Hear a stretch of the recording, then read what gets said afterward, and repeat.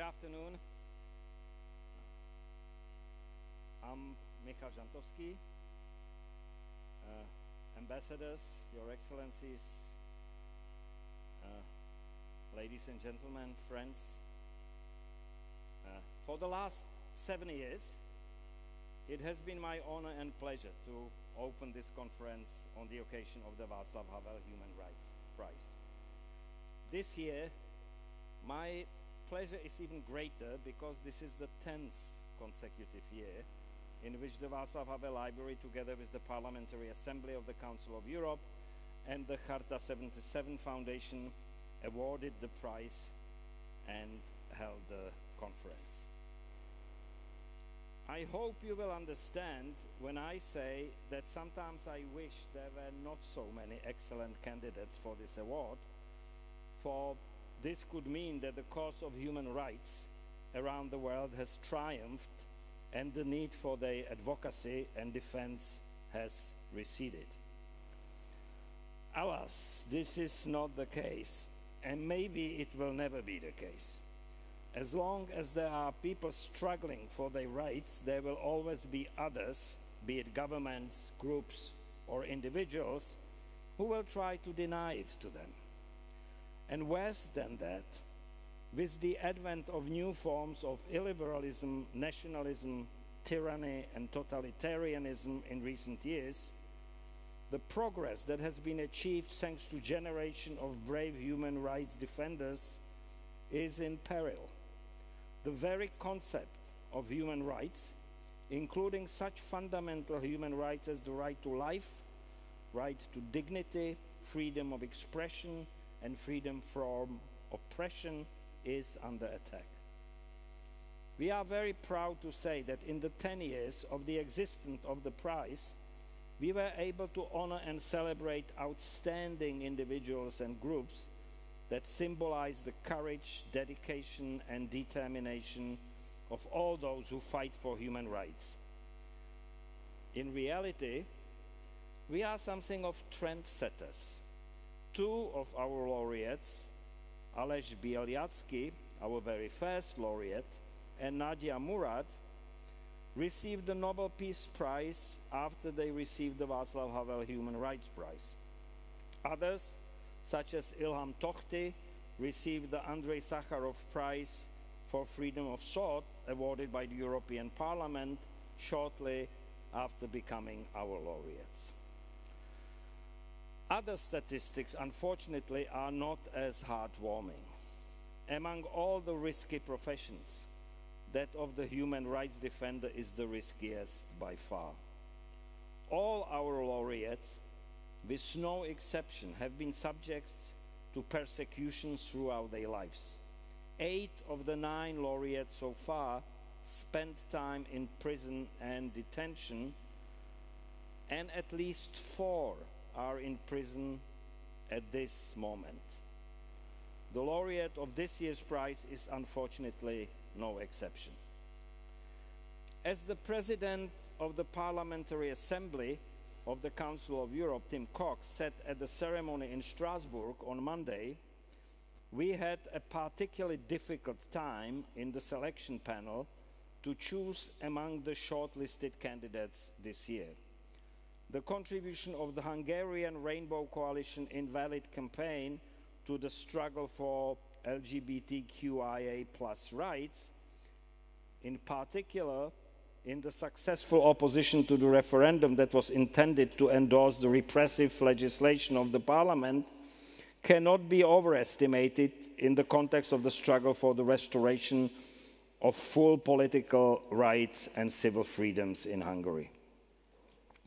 The efforts of the Ukraine 5 AM coalition to uncover, document, and raise awareness of war crimes and crimes against humanity during the ongoing Russian invasion speak directly to the topic of this year's conference, the crime and the punishment. And the integrity and bravery of our laureate this year, Vladimir Kara-Murza, transcends the border of Russia and of the struggle for democracy there, to which he has been dedicated for most of his life. In 2017, he told another of our conferences in Prague, quote, "Domestic oppression is always followed by external aggression. We cannot expect that a state that violates the rights of its own citizens will respect the rights of others," unquote. In 2022, we can only regretfully recognize the wisdom of that statement. And this brings me to our topic today. The fight for human rights is inseparable from the fight for justice. And our belief in justice must be based on the conviction that all crimes, large or small, in peace or in war, whether committed by the powerless or the mighty, can eventually be brought to justice. This ideal is always just that, an ideal. And it is particularly hard to implement across the borders during the times of war and armed conflict, and to those who may feel they are shielded by power. But ever since the Nuremberg trials, the crimes known as the crimes of aggression, crimes against humanity, and crimes against peace are a part of the international law canon. Because the ultimate culprits in crimes against peace are usually states, difficult questions of establishing the jurisdiction and methods of keeping the record and enforcing justice arise. Various approaches and formats have been utilized with varying success, such as national and international tribunals, truth commissions, and memory institutions. What unifies all these efforts is the conviction that the record must be set straight and that justice be done both to the perpetrators and to the victims. The current horrendous Russian aggression against Ukraine must not be an exception. Already today, as the missiles are still falling on Ukrainian cities and as innocent civilians are being killed, it is incumbent on us to contemplate how to bring the perpetrators to justice from Vladimir Putin down. A large part of the next 4 hours will be dedicated to this joyless but necessary task. The recent events have also revived one of the most painful questions of the human condition. Is evil a construct we attribute to behavior for which there does not exist an adequate and acceptable social explanation? Or is the capacity for evil an integral and inseparable part of our existence? And if the latter, where do the roots and the triggers of evil come from? We cannot hope to answer this question in one afternoon, but we can at least look for some pointers in the third panel. This is not an academic exercise. This is an anguished search for answers while a part of Europe is burning. So thank you all for joining in. And thanks to all of our sponsors, the Secura Foundation that helps to fund this conference, the Vise 97 Foundation of Dagmar and Václav Havel, who let us use this spectacular place of Prague Crossroads, our media partners, the Czech TV, who stream it for us online, our interpreters, and my stellar team who did all the work while I'm just talking. Thank you.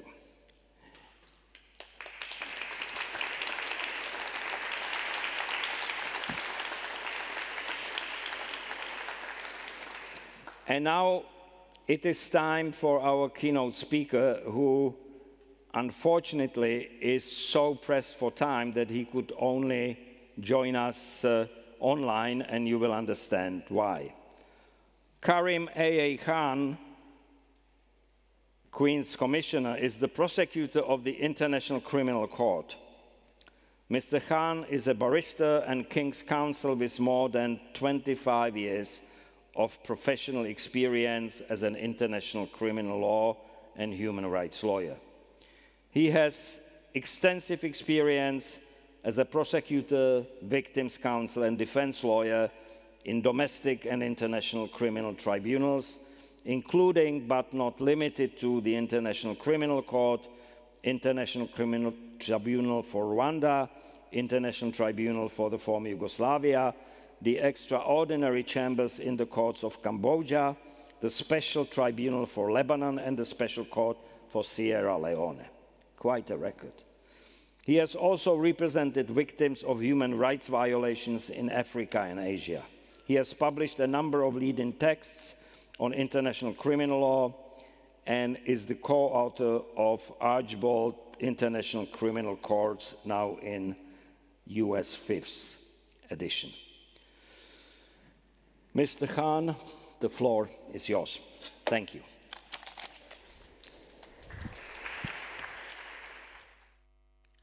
Well, thank you so much for the very kind introduction, and excellencies, ladies and gentlemen, finalists, and really the winner, and I'll come to that in a moment. It's really a privilege, and it's very humbling to be invited to say a few words on this very important occasion. There are many prizes for human rights and endeavor around the world, but the Václav Havel Prize is, if I may say so, appropriate and reflects the greatness of Václav Havel himself. We've already heard some of the very great citizens that have been awarded this prize in the past. And I think more than just a recognition, it is a sign that truth does not die.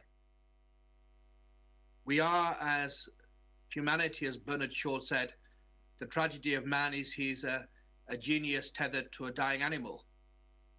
Our brothers and sisters around the world keep on working to pass a relay race in which the candle that the great Václav Havel, that the great Nelson Mandela, that the great Nadia Murad have carried and continue to carry will keep being passed, and indeed more candles will be lit that will light the way forward. And this is a candle that is not feeble. It is a candle that, however piercing the darkness, is resilient enough to withstand the adverse winds that continue to freeze the hearts and souls of lives of so many of our brothers and sisters around the world. So I think this is a tremendously important prize, a very tremendously important occasion, and it's a real pleasure to speak. I really commend the Václav Havel Library, Charter 77, and the other partners that have lent their name, but their moral authority, their financial support to holding high the common banner of legality, but also our shared humanity aloft in these very turbulent times. A special mention must, of course, be made of the winner of the prize tonight, the honorary Mr. Kara-Murza. It must be a bittersweet moment to have recognition for a life of purpose, for sacrifice, and yet for loved ones to be pained at the pangs and the pains of separation. And as we survey the world at large, we see in so many parts of the world prisons of conscience, imprisoned because of their religion, imprisoned because their belief that the inalienable rights of humanity, man and woman, require respect and have a value that cannot be suffocated in a moment of despotism or oppression. The life of Václav Havel, of course, lights the way and is built upon the sacrifices and the heroes of the past. And it's only right to remember his words during his acceptance speech in July 1994, when he received the Philadelphia Liberty Medal. And I quote his wonderful and profound words, if I may. He stated that, and I quote, "The idea of human rights and freedoms must be an integral part of any meaningful world order." It's worth repeating. The idea of human rights and freedoms must be an integral part of any meaningful world order. It is born of a realization that human rights are not an appendage mechanically bolted on to the progress of humanity, to peace and security, to progress, to economic prosperity, to civil, political, cultural, economic rights, but for us to fulfill our own destiny as a species, for us to protect the planet, for us to be architects of a more civilized, more refined, and less nasty and brutish world. Human rights needs to be engineered into the conversation right at the outset, when it comes to policy, when it comes to actions by states, when it comes to how we interact with our colleagues in the workplace, our families in the home, our mutual respect, divided not by religion or color or creed or political differences or by orientation, but united by our shared humanity. These are, on one level, simple concepts, but they go to the heart of what it is, in my respectful view, of what it is to be human. And I think that catalyst of change, the catalyst of hope that we saw in the 1990s, which we thought ushered in a new dawn of turning swords into plowshares, of unity, of an effective Security Council, of really a moment when the age of man, the age of woman, the age of reason would triumph over the brutish natures of humanity. For that to progress, we need a further awakening in terms of the utility of the rule of law. Despair and despondency are the friend to tyrants and those that want to tear up what binds us together. And I'm not talking about the need for naive hope, but hope is absolutely essential, because when we think we are spectators in the stories of our own lives, we give space to those that grab what they can get and push under the water those that they seek to drown and keep in the darkness. In the very difficult moments that the world is in, where it seems the rule of law is speaking in the face of a hurricane and is not penetrating beyond our lips, it's important to look at things from a different perspective. Within 48 hours of my request for states to refer the situation of Ukraine, 39 states answered the call. 43 states now, 1/3 of all state parties who are bound by the Rome Statute, sought to come together to say that the rule of law is not absent from the battlefield, but rather that a new common front of legality has to apply in the Ukraine, as it needs to apply better and more effectively in Sudan, in Libya, for the Rohingya, and in many other parts of the world. A realization in this dire moment, when talk of tactical nuclear weapons are mentioned in the major capitals of the world, a realization that the law can actually play a role in protecting and ensuring constraints on what could otherwise be unlimited warfare. But it requires partnerships. It's too important. The law of human rights is too important to leave to the judges.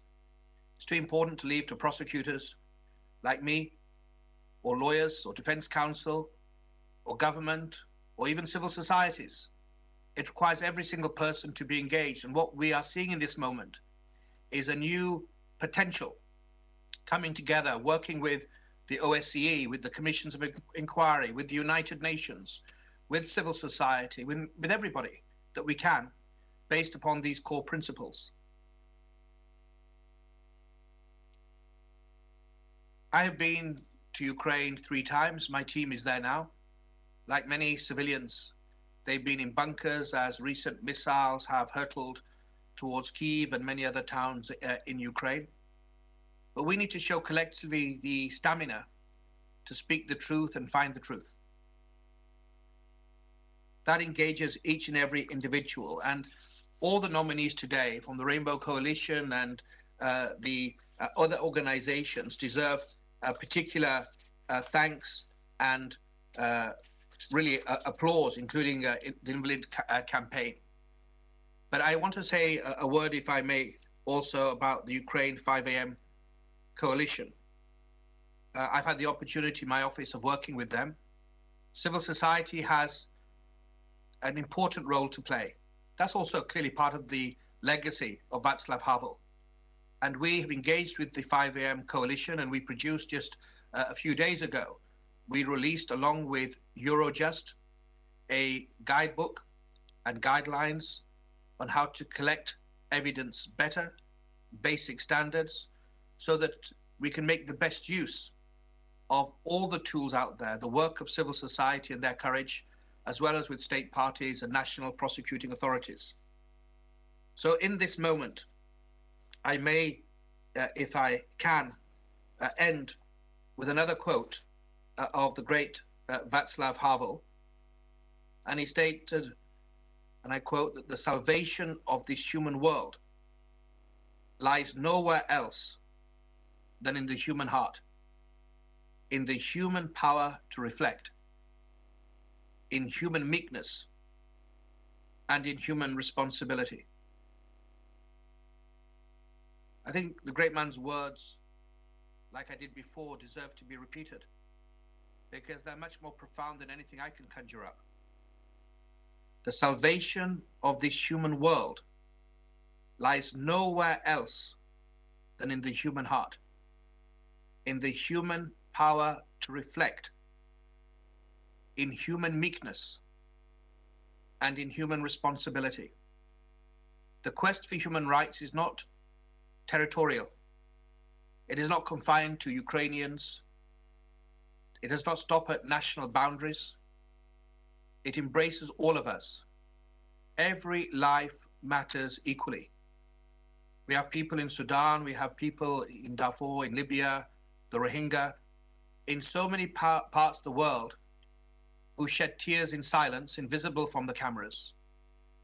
We need to enliven the law. We need to put the law where it is needed most to protect the most vulnerable.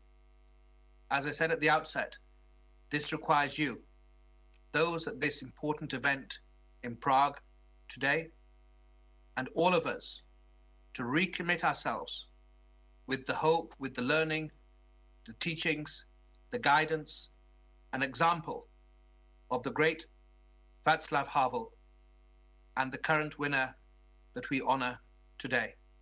Thank you so much for the opportunity to say a few words.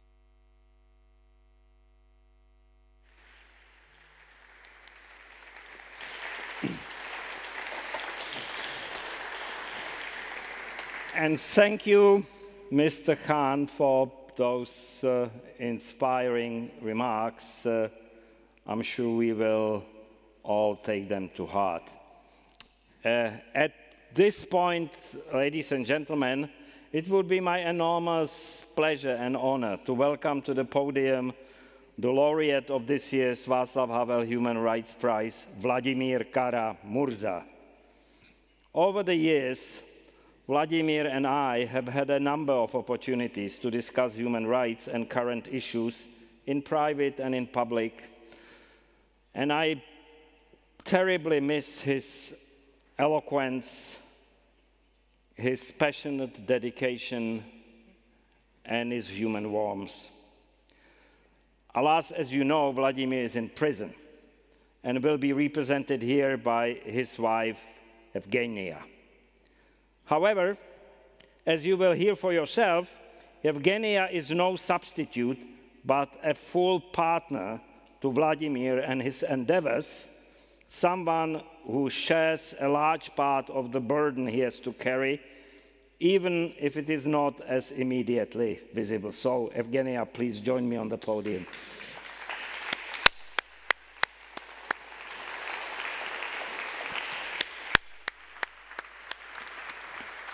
Once again. Yeah, I'll do it. Please. Evgenia, thank you for being with us. I know these are very busy and not very easy times for you. And we appreciate your presence here even more for that. I will start with the question that has been much on my mind over the last few days. How is Vladimir? How is he treated? Do you hear from him? And what do you know about the plans of the prosecution for him? Thank you so very much for your kind words, for your introduction, and I just want to say how, what a great honor it is for me to be here, and how humbling and emotional it is for me to be sitting here in these amazing surroundings in front of this distinguished audience. I actually was in this beautiful church once before with Vladimir. That was during the Forum 2000 in Prague. And of course, he was here on stage. And I was up there on the balcony listening to him speak. And every time he speaks, I mean, I've been married to the guy for over 20 years. And every time he speaks, I'm in awe like a little girl. And I cannot not believe every word he says, because he believes in it deeply. And he works for it, not just a bystander, but he actually, well,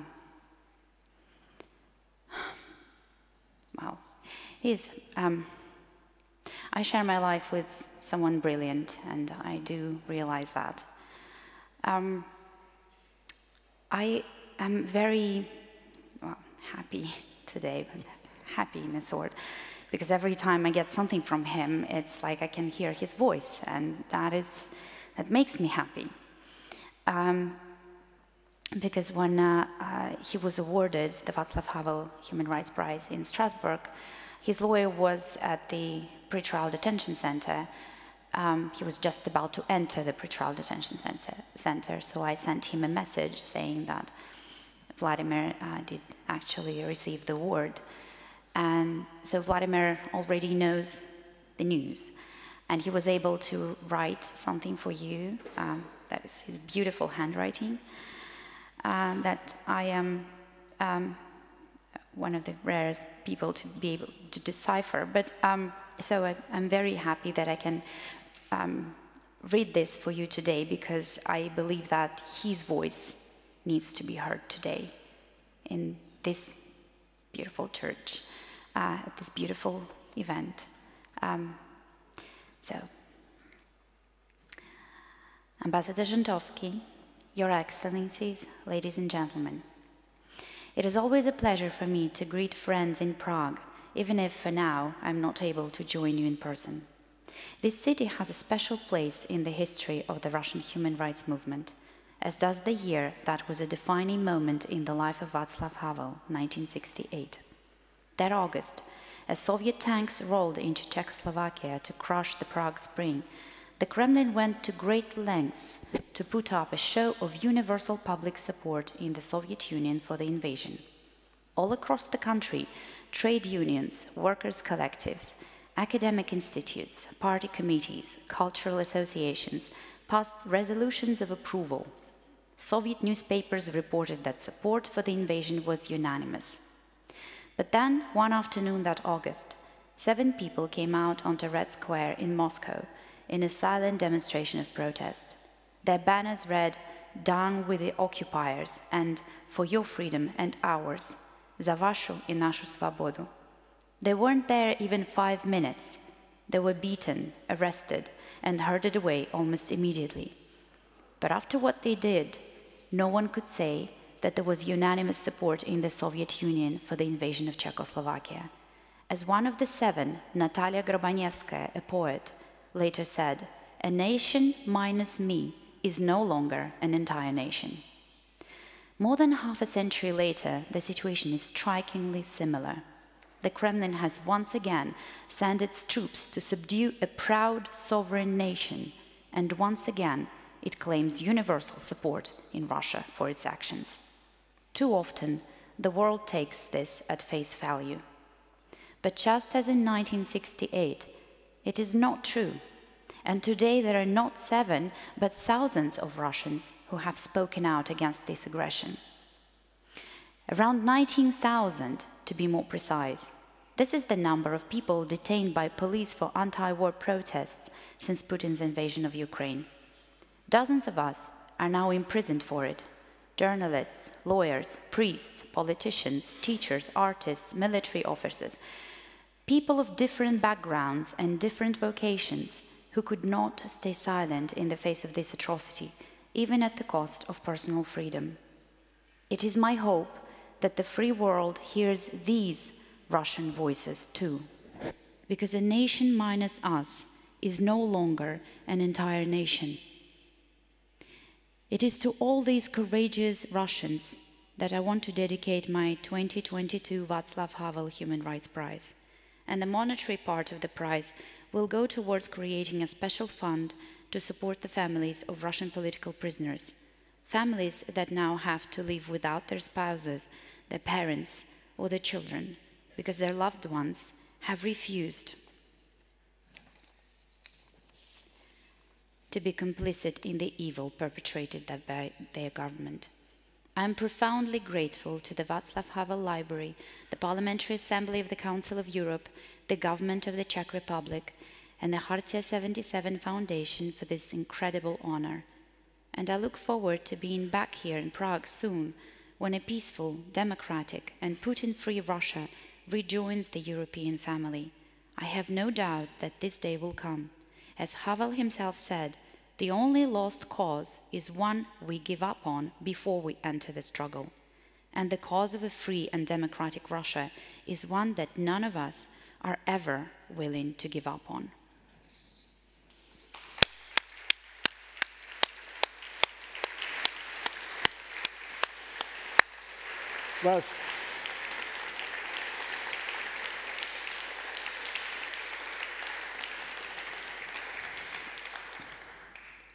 Well, thank you, Evgenia, and thank you, Vladimir. It's incredibly moving. Evgenia, it takes almost superhuman courage to stand up alone against a brutish dictatorial regime such as the Putin's regime in Russia. What made Vladimir to join the struggle? What keeps him fighting? What gives him the strength? What makes him tick? You should know better than anyone else. Sometimes I wonder. Now, honestly, well, Vladimir is a person of integrity. This is what I think about when I think about integrity. It is someone to whom honesty is absolutely crucial, and honesty, first of all, to himself. He has, for a very long time, identified himself as a Russian politician. So to him, he needs to be where people are actively fighting the regime. As a Russian politician, as someone who wants to bring change to our country, I think he believes that his place is on the forefront of that struggle. He has to share the same risks and the same responsibilities, the same risks faced by Russians back home. And I think that Vladimir has, if we look at the documentaries that Vladimir has produced over the years, his first documentary was on Soviet dissidents. They chose freedom. The second one was on Boris Nemtsov. The third one was on Father Georgy Edelstein, a Soviet dissident who hates being called a dissident because he identifies himself as a priest, someone who tells the truth. So all those people whom Vladimir read about, learned about, all these people, I think, contributed to him becoming who he is today. Vladimir is a historian, and he believes that it is often thanks to the struggle of those people that we can keep hoping today, because the most atrocious dictatorial regimes still can be fought if you refuse to stay silent, if you find something to do. I mean, maybe it is scary. Well, Scary. Vladimir was poisoned twice, and both times he was in a coma with a multiple organ failure. In 2015, our oldest was 9 at the time, and then I had a 6-year-old and a 3-year-old in my arms, as well as Vladimir, because he could not walk. And for several months after the poisoning, I had to carry him around.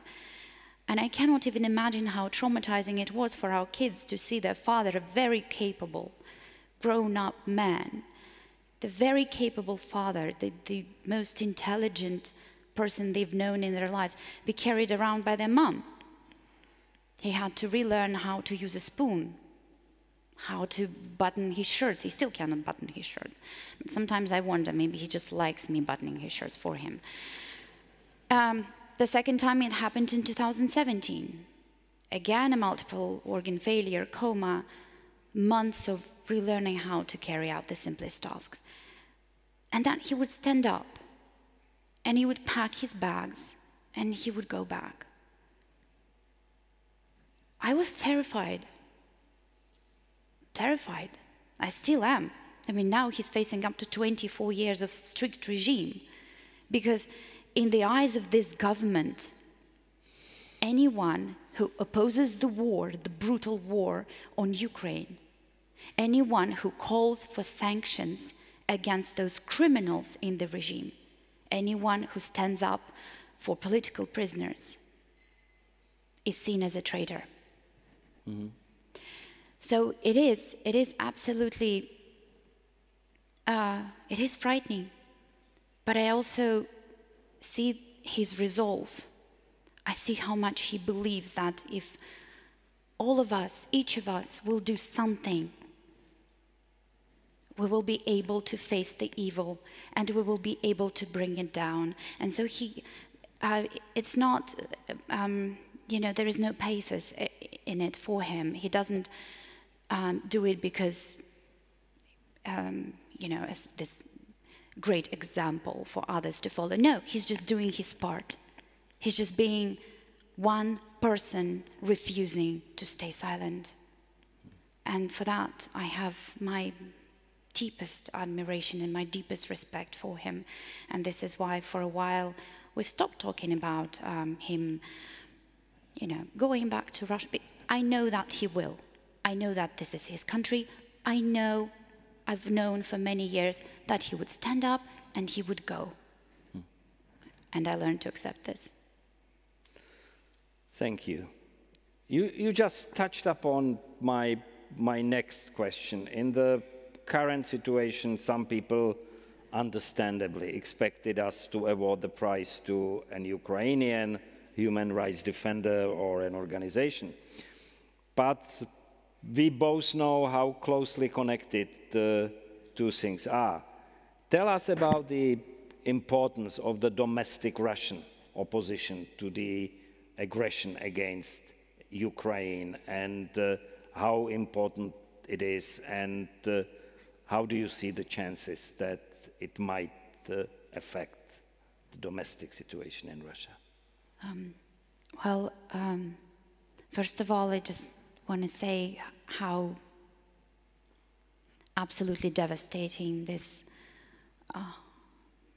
war is for myself, our family, so many people that I know, and how amazed and in what awe I am before the Ukrainian people, before this great nation that refuses to be subdued, that is prepared and willing to fight to the end. They're amazing.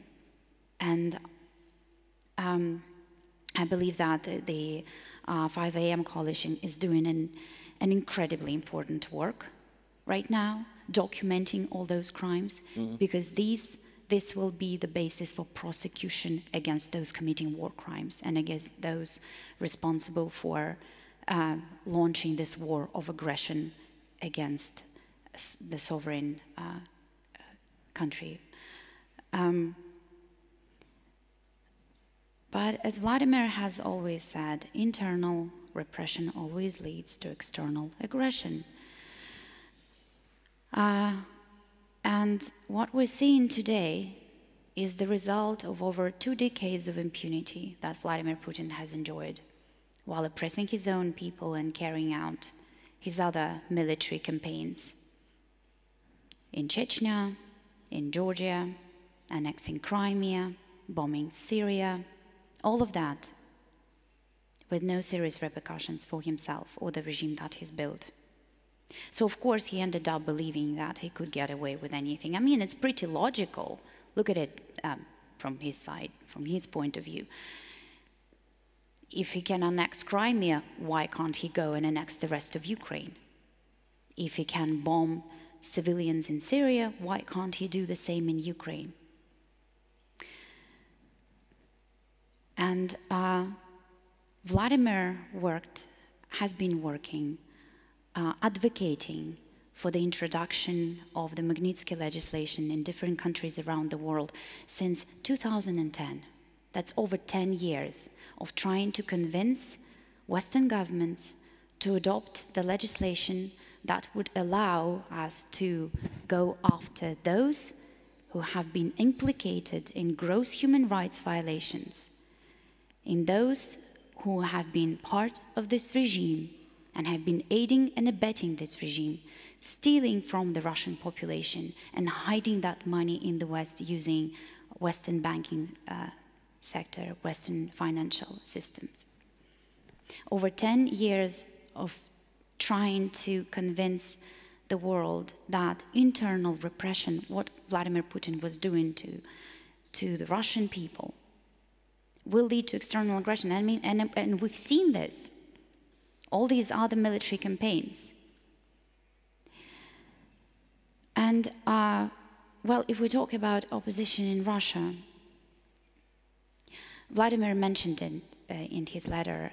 Since February, around 19,000 people have been detained in Russia. Would I wish there were millions? I would. But I think that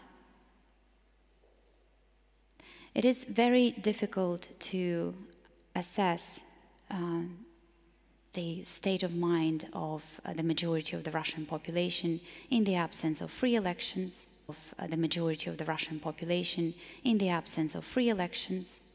in the absence of free polling systems, in the absence of freedom of speech, freedom of assembly, with stolen elections, all of that. And yet, despite all the measures, all the draconian measures thrown at them, people continue protesting. And it's true that an incredible number of people left the country. Many of those people are independent journalists, because since February, the remaining 3 independent media outlets in Russia, Dozhd TV, Echo of Moscow radio station, and Novaya Gazeta, have all been forced to either suspend their activities or close down. They left Russia, but they continue their very important work from outside. Human rights organizations have been forced to do the same, because anyone who's doing any important work in Russia is designated as a foreign agent or an undesirable organization. And again, despite all of that, people continue protesting and people continue working. These journalists are producing the informational content to be delivered to the population in Russia. And the number of VPN services installed in Russia since the blockade of everything is skyrocketing, which shows that there is demand for that information. And the Memorial Human Rights Center continues updating the lists of political prisoners in Russia, and that list is growing by the day. So all that shows that there is a very big number of Russians who refuse to stay silent, or who refuse to take to be complicit in the atrocities of this regime. Thank you. Thank you so much. We are running out of time a little, but I don't want to leave you without asking you my last question. As I said in the beginning, you are a full partner to Vladimir's efforts and consequently to this prize, mind you. Raising the family, having to deal with the publicity and the media, canvassing politicians and NGOs for the support that he so badly needs. How has it affected you personally, and how has it affected your 3 children and family? Well, even when you enumerate the things that I need to do right now, I'm so out of my comfort zone. I cannot describe. But I really had no choice. This is my best friend. I am very lucky to be married to my best friend, to my partner. I've always thought of our marriage as a team, a partnership. This is the only way it works for me. So whenever I fell apart, he was always there to pick up the pieces and put them together. Whenever he needed help, I was always there for him, or at least I hope I was. So there really was no choice. I will continue doing this for as long as it takes me, because this is someone I love, and because when we fight for someone we love, we get incredible strength. I don't know, I don't think about how it affects me. I think about how it affects the kids, of course. And trying to be a mom in the middle of all of this is hard. So whenever I am home for like a couple of days, a month nowadays, I make sure to bake pancakes with my son, take him to his tennis lessons. I make sure to read books and visit with my kids and visit my daughter's dance lessons. I make sure to talk about with my oldest one, with her love life or whatever she wants to talk to me about. I try to do that because I am trying to both rescue him yet again so that he could continue his very important work, and I'm trying to be a mom in all of this.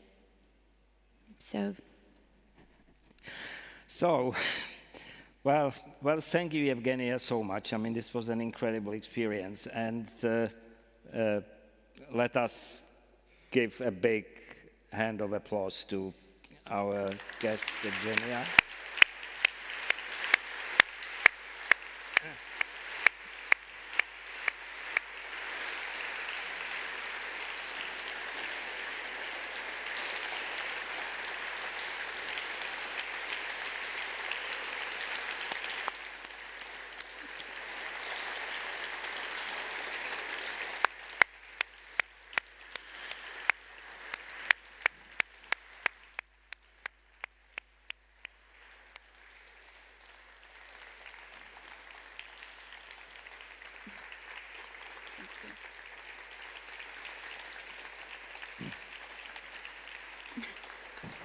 That's fantastic. For someone out of his comfort zone, you are incredible.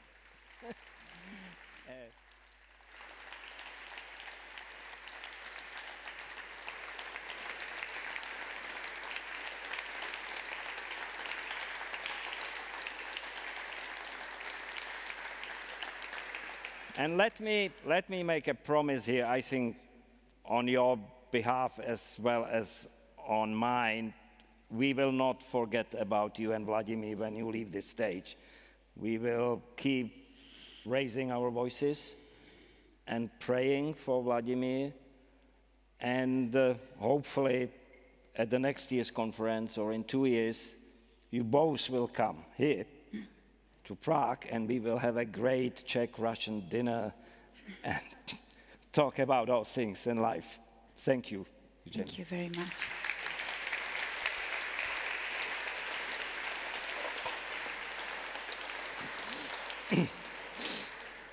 And let me now give the floor to Linda Bartošová, a well-known TV journalist and presenter. Welcome, Linda.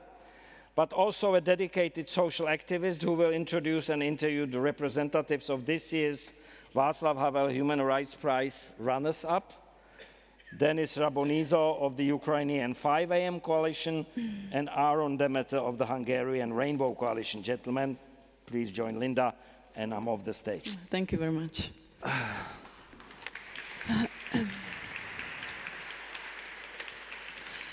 Good afternoon, everyone. Let me just, for a start, express great, deep respect for you, Evgenia, for everything you do, for what you've said. I've become very emotional, so sorry for that, but I just wanted to really emphasize it because you're a great, courageous person, woman, so thank you very much. Let me just now introduce the speakers and nominees a little bit more than Mr. Žantovský. Thank you for that.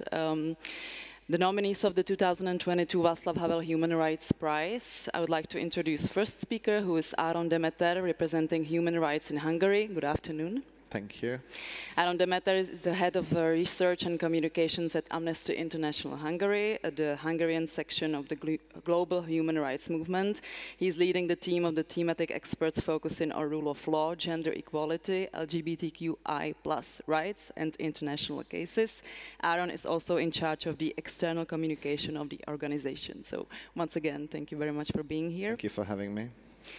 Second organization and second topic we will talk about in the following discussion is Ukraine 5 AM Coalition, represented by Denis Rabomizo. Good afternoon. Good afternoon. Ukraine 5 AM Coalition launched its activity the next day after the beginning of Russia's large-scale invasion of Ukraine, aiming to protect the victims of Russian armed aggression in Ukraine and try to bring to justice the top leadership of the Russian Federation and the direct perpetrators of war crimes and crimes against humanity.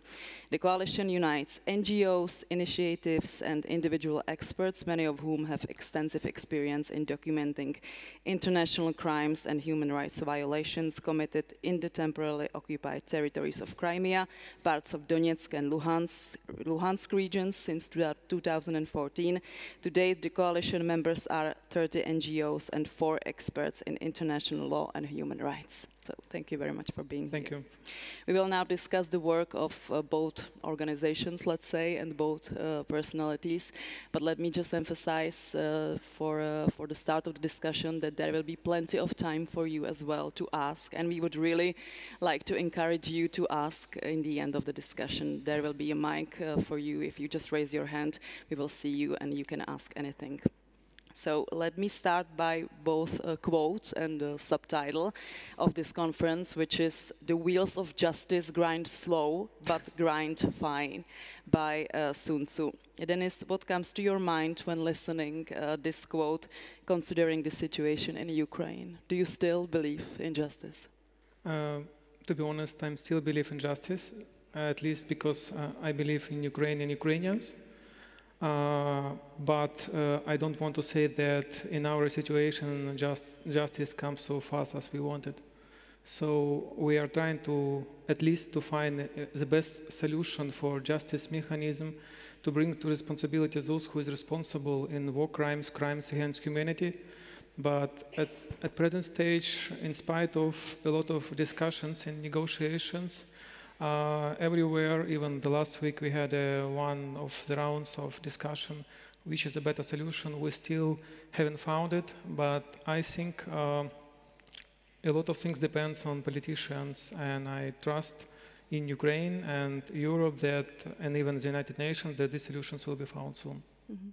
When I take the name of your organization or of your coalition, Ukraine 5 a.m. or Piata Ranku, it goes to the beginning of the invasion, as I assume? That's right.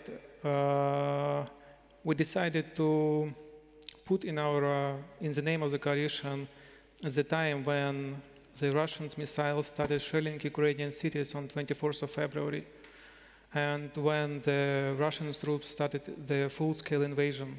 And for this reason, it will always remind us about the goals which forced us to start this initiative. Can you describe the beginnings of your work? Like, how did you organize the event? How did you start collecting all those evidence? Actually, I think that we just started to communicate with colleagues, and it was a choice for us: either you join military or you start your own fight. And in my personal situation, on the third day of invasion, I had the choice either to take an armor and go to fight, or to start using my knowledge and skills, which I have just to start our own fighting. And I sent messages to my colleagues and suggested to them that we have to start documentation of war crimes, since from my experience, when we documented war crimes committed by Russians after occupation of Crimean Peninsula, it was clear for me that there will be a lot of war crimes committed by Russians, including my experience of monitoring war crimes committed by Russians in Syria. It was clear for me that the first step before we start any legal proceedings against Russians is that we need evidences, and we need to document war crimes. I sent messages to my colleagues on 26th of February, and almost from the first days of March, I have found that there is a group of public organizations which decided to unite between themselves, because it was clear for everybody that there is no organization in Ukraine which is able to cover everything, from documenting war crimes, covering them in the media, advocating important decisions for Ukraine nationally and abroad. And our force in the coalition is that we try to unite a lot of public organizations and experts which have different skills, but united by the same goals. Can you describe the nature of the crimes you've collected evidence about so far? Oh, there are a lot of crimes. Usually it's the most of them are intentional killing of civilians.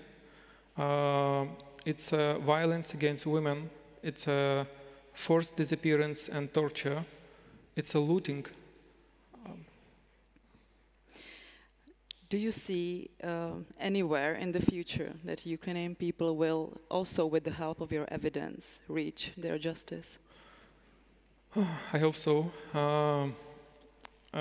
It's one of the tricky questions that we have at present stage, and we already started to identify those who is responsible in war in these crimes committed in Ukraine, but I would say it's very hard to identify everybody from Russian troops who is committing a particular war crime.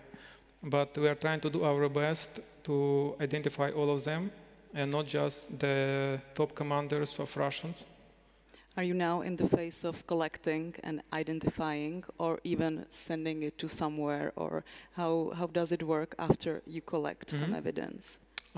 We started to collect evidences in March from documented war crimes on the basis of information that we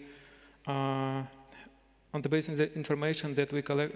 We have seen in the social media, in open source information, let's say. From April, we started to receive some information and evidences from victims and witnesses. And then when we collect enough information, depending on the sensitivity of information and evidences, we started to share them with European agencies, with the International Court of Criminal Court, with enforcement agencies. Of course, some information contains a lot of personal information, especially in cases which relates to violence against women. But if it's possible, and for the sake of justice, we are trying to share this information with everybody who can help us to bring to the responsibility those who is responsible. Can we, as a public, find this evidence somewhere? These Do you mean database? Proofs? Yeah.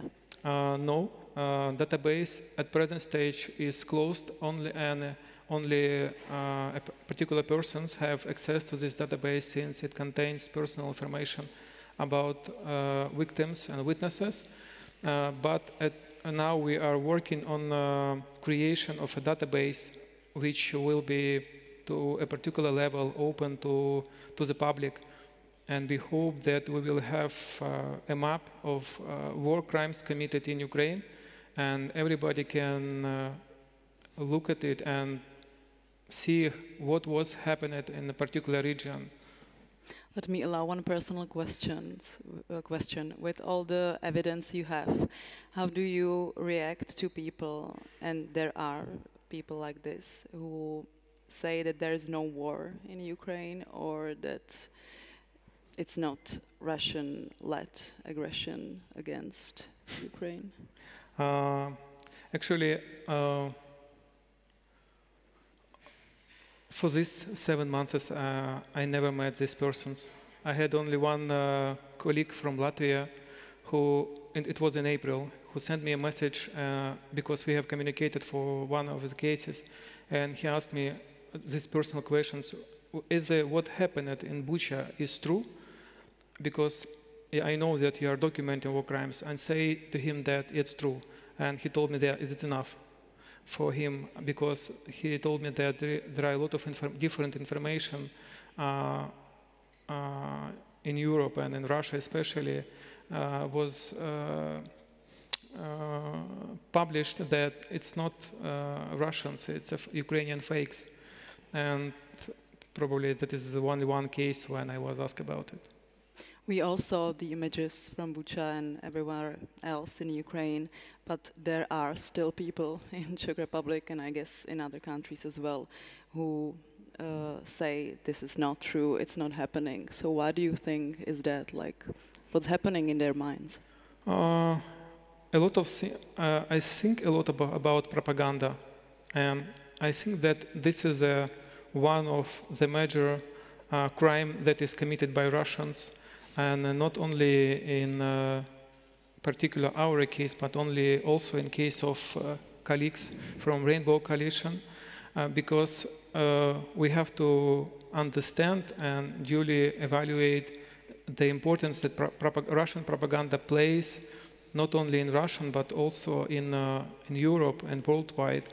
And for this reason, I'm trying to be tolerant to those who doesn't share my knowledges, my views. It's okay, it's fine. And I will try to do my best just to prove that I'm right. If I will not be able to prove it, okay, it's not a problem. Time comes and we will see who was right in this situation. One of the main goals of our coalition is to say to the world true about the events that happened in Ukraine right now, without embellishment and propaganda, just facts. Facts about war crimes, crimes against humanity. And I believe that the peace and security in our world are fragile, and we must defend them with strict adherence to the principles of international security law. And this is our main goals in our work. Thank you. Thank you. Let's go back to the first quote. Wheels of justice grinding slowly but finally are on. Hungarian Prime Minister Viktor Orbán is trying to suppress and oppress the rights of the LGBTQI+ community in Hungary for a long time now. So how do you believe in justice of those people who are innocent and just trying to live freely? I believe in justice, but more importantly, I believe in people. And when it comes to the LGBTI community and sexual and gender minorities in Hungary, there is two completely different trends that we see in the last couple of years. Is that we have a government which is stigmatizing and waging a war against the community, using them to present the bad Western influence as pretty much is the same narrative as the Kremlin are using when it comes to gender minorities. But at the same time, the majority of the society is slowly becoming more and more acceptable. So one key thing to understand about when it comes to LGBTI rights in Hungary is that there is no public demand for these kinds of legislation. So government is going basically against the people. Yes, in a sense. The tricky part is that with all the propaganda and with all the machines that the Hungarian government has, this progressive trend can be turned back. But currently what we see is that people are more and more okay with the idea of same-sex marriage or with the idea of LGBTI people adopting children. This is a very calculated attack on the community, because we know, again, for a fact that for the core supporters of the government, this is something which creates fear. And if you know one thing about Hungary and the current Hungarian government, is that they love to tell you the story that Hungary is constantly under attack. It could be asylum seekers, it could be LGBTI people, it could be NGOs, it could be Brussels, it could be whoever. The main point is that we always have to defend ourselves and our values, and portraying these people, the community, as pedophiles and as a threat to children, they immediately invoke a defense mechanism in their core supporters. I think Evgenia said something like that the aggression comes out of the fear. So do you think this is the same situation kind of in Hungary? Absolutely, it's fear-mongering. So when you are usually these kinds of populist government are very good in like fighting against non-existent enemies, and sometimes not fighting the real ones, right? Yes, and sometimes when there is a real enemy, you know, we see that they are kind of clueless what to do. So it's for many instances it's easier to fight against the so-called gender propaganda or LGBTI propaganda than to tackle real crises and real problems. Same here. Sure. Kind of. How does it feel for people in Hungary to be openly gay or openly queer, openly part of this community right now? What do they face in their everyday reality? I think especially since last year, in June, when the so-called propaganda law was adopted, which basically banned the so-called portrayal and promotion of homosexuality in media and in schools, there is a significant level of distress and anxiety in the community.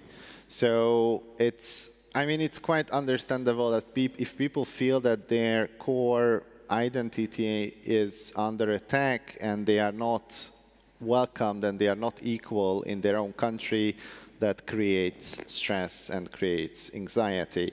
And this is exactly what has happening. It's not started last year, so to some extent this war or this campaign against LGBTI people has started years ago, but definitely escalated in last year and basically peaked with the referendum and the campaign upcoming to the referendum, which was in April.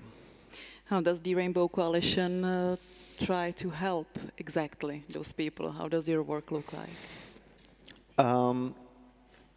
You know, the idea behind the referendum was that an already adopted law that let's have a referendum to kind of create artificially a public support for a law. And what we realized, I think, as the Rainbow Coalition was that we need to get out from this defensive position. So we need to tell a very different story. In Hungary, when it comes to human rights defenders and protection of human rights, most of the cases, the reaction, you react to things that the government does. But here the idea was more, let's go in attack mode and let's show the people that what the government is saying is actually not true. So we actually kind of did what the government used to do, is that we did a lot of surveys, and we looked into a lot of surveys before the campaign. We conducted value-based surveys in Hungary, which reaffirmed that this campaign has to be about family, and this campaign has to feature prominently non-LGBTI people who has LGBTI relatives or friends. And I think the novelty of such campaign was that we were featuring mothers and grandmothers and colleagues and friends who were legitimately worried that their loved ones will be attacked on the street or they will lose their job because they belong to the community. And by using them as spokesperson for the community, we also, I think, engaged a lot of people who would otherwise wouldn't engage, not necessarily because they are homophobic or transphobic, but because they thought that this is not my problem. But when you point out that you actually have a relative, or you actually have a colleague that you like, or you actually, your neighbor is in this mess, and the very simple thing that you have to do is go and vote invalid. I think that resonated really well. It was a very simple action. It didn't take much from people, and I think many people understood that this is the bare minimum which I can do. Does it happen often that someone changes their mind just because of the personal story they encountered? I think, I mean, I'm not sure the definition of often, but we definitely had feedbacks from the audience, and definitely because of this approach, we definitely had those feedbacks that, you know, I wasn't homophobic, but I thought that this has nothing to do with me.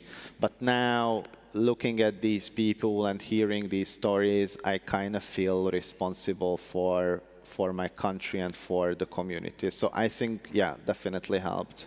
There's also huge propaganda for kids, like let's say aimed at kids in the even maybe kindergartens or the elementary school.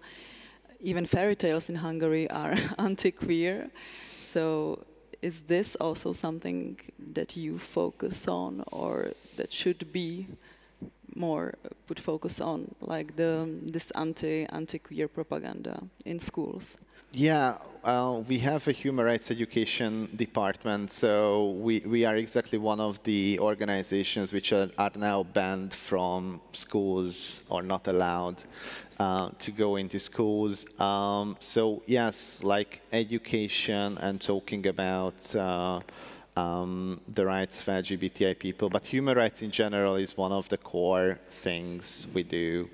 And when it comes to censorship, and when it comes to not allowing certain contents or certain topics in schools, we are also fighting against that, because it's proven that, you know, if you talk about discrimination, bullying, harassment with students in schools, that that is the one that actually prevents bullying in schools. And while if you don't talk about these things, there is a higher chance that for example, students will bully each other. I don't see how hearing about people, hearing about sexual and gender minorities would turn anyone into gay, which is the biggest fear of the Hungarian government. Actually, talking about these issues only makes our schools and only makes our public life safer for all. Another thing, external support. Members of the European Parliament have recently claimed that Hungary is no longer a democracy to them because of the anti-LGBTQI+ steps, and they suggested some concrete steps against the Hungarian government, such as limiting their access to EU funds. Do you think this would be efficient? Are you waiting for something like this? It's a tricky one because it's definitely welcome that the EU is even a bit slower than I would like. Took an interest a couple of years ago in what's going in Hungary, and actually I feel that they are trying to catch up.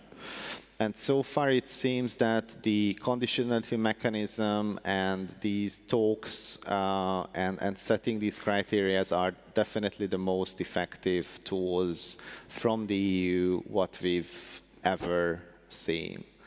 But there is an open question which I cannot answer right now, and that is whether the EU wants real changes implemented in Hungary, or it will be happy with just superficial laws and superficial legislation. So far, it seems that the Hungarian government is trying to push through some new legislations that are definitely better than the non-existent one before. But the problem in Hungary is never with the text of the law. So under current legislation, if the Hungarian authorities would want to come after corruption, or if they wouldn't want to persecute LGBTI people, they could very easily do that.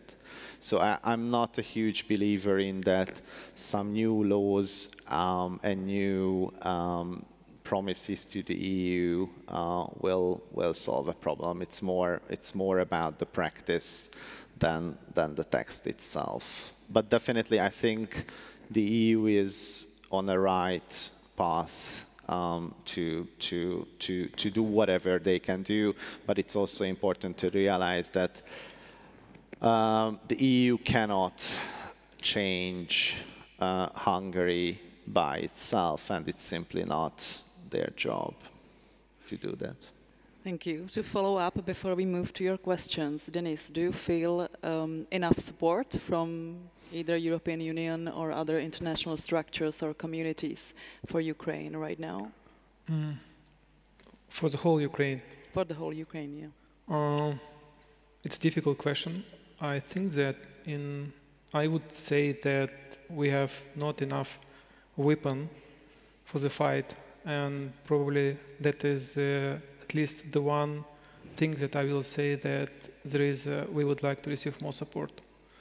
Also, it would be better if we will have a mutual decision on justice mechanism to bring into responsibility those who is responsible. So, of course, Ukraine can find solutions for justice on national level, and we have it, but it would be better if we will establish something which is on international level, just at least to say that when Ukraine win, it will not be the win of Ukraine, but it will be the win of the whole Europe. So I would say about it just now. Thank you.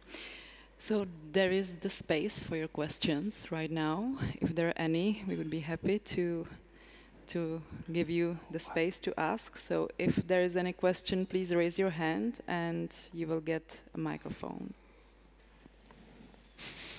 No question. Don't be afraid. Okay, it seems like there is no question, so I will continue. I wanted to talk about the propaganda a little bit more. You've both mentioned it, actually, in, of course, different surroundings, different issues.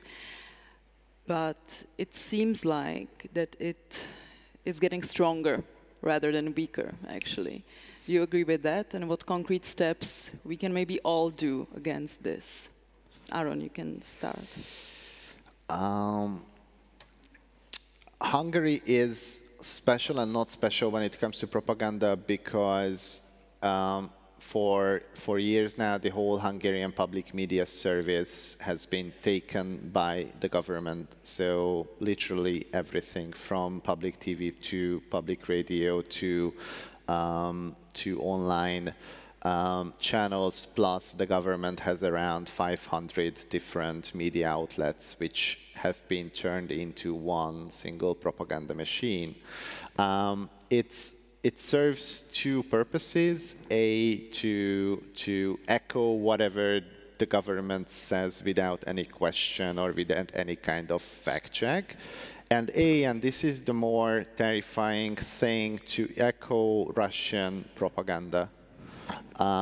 So there are great studies out there. It's very visible how the Hungarian public media and pro-government outlet has been utilized to basically spread Kremlin-based or Kremlin-originated propaganda all over the country. And this is important because I'm a huge fan of public media. B, public media is pretty much the one only source that a lot of people have in Hungary. So even if we can list hundreds of social media channels or online news sites, people mostly outside of cities living in smaller villages, public media and public TV and public radio are the one and only channel of information for them. So I would start with taking back public media. And I think that's probably one of the most crucial things that in Hungary we can do. Obviously education, which is probably the most important, but that takes a long time to people to realize what is fake and what is not.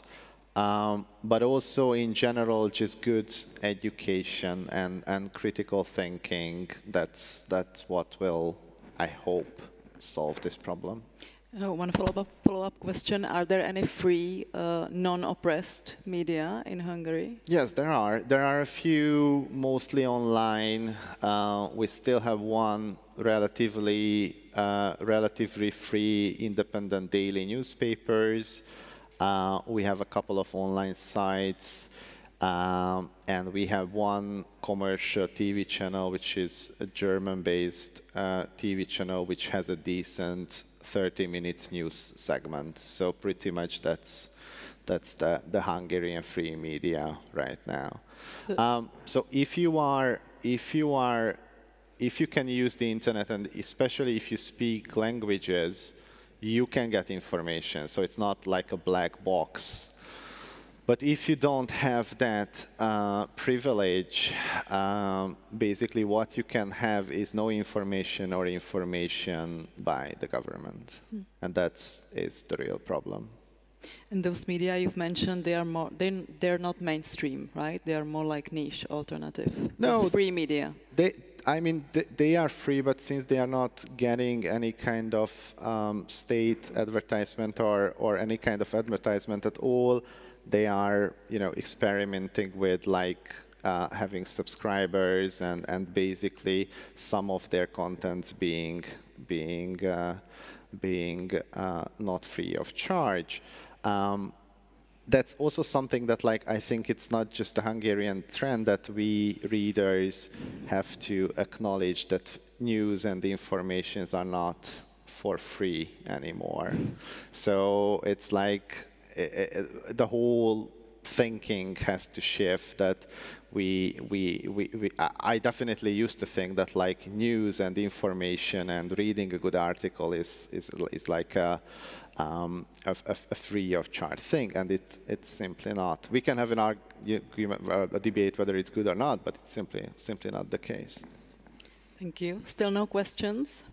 There's two questions emerged, so can we pass the mic to them, please?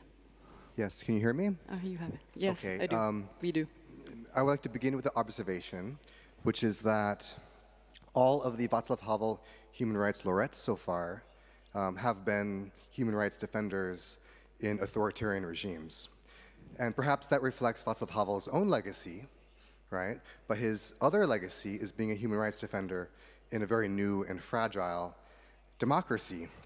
And so that makes me think a lot about how you see the role of human rights organizations in your own, well, not democracies per se, but the attempts to build a free and democratic Ukraine, to reaffirm democracy again in Hungary.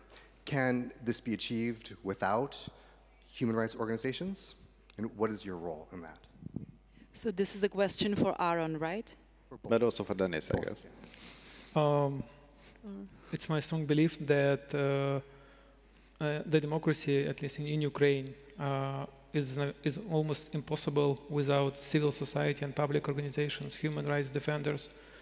In our history, we had a lot of problems with violence of human rights, and the public organizations played a huge role in defending these human rights. And even now, I think that such public organizations like those who are members of our coalition provides a huge assistance to government officials, enforcement agencies in Ukraine to advocate necessary decisions and to provide a due investigation of crimes committed. So from my perspective, involvement of public organizations in every democracy is very important. There is no democracy without public organizations or public activists. It reflects the freedom of speech. And I'm proud to say that in Ukraine, this is the best freedoms that we have. We can say everything that we want in social media or on the street about everyone, even about president, about state officials. And we are not in risk to be jailed. And it's what public organizations do it. Of course, sometimes we are criticized, but it's better when we have, when the critique is constructive. So, thank you for the question. Yes, everything what Dennis said, plus I think for many years, human rights NGOs in Hungary had this like mission that we here to document. We here to document and hold the perpetrators and hold the government accountable. I think that's very, very important. But in situations like in Hungary, I think human rights organizations need to step up and be a bit more proactive in organizing movements, organizing people, making people capable of organizing for themselves. So it's not necessarily that, we have to do everything, but like I think we can definitely make better coalitions. We can definitely make, can enable people to organize themselves, and I think we are doing relatively poorly at that front currently, and I hope that we can change that, and that will bring to a more stable democracy. Thank you. Thank you for the question. We had one more. Do we have time for this? Okay. Yeah. So one more question. Okay. Hello. My name is Mr. Demeta. I want to ask you if you work with some opposition in Hungary, and what's the situation with the opposition in Hungary? Opposition politician or Yeah. parties? Yes. Let's say we had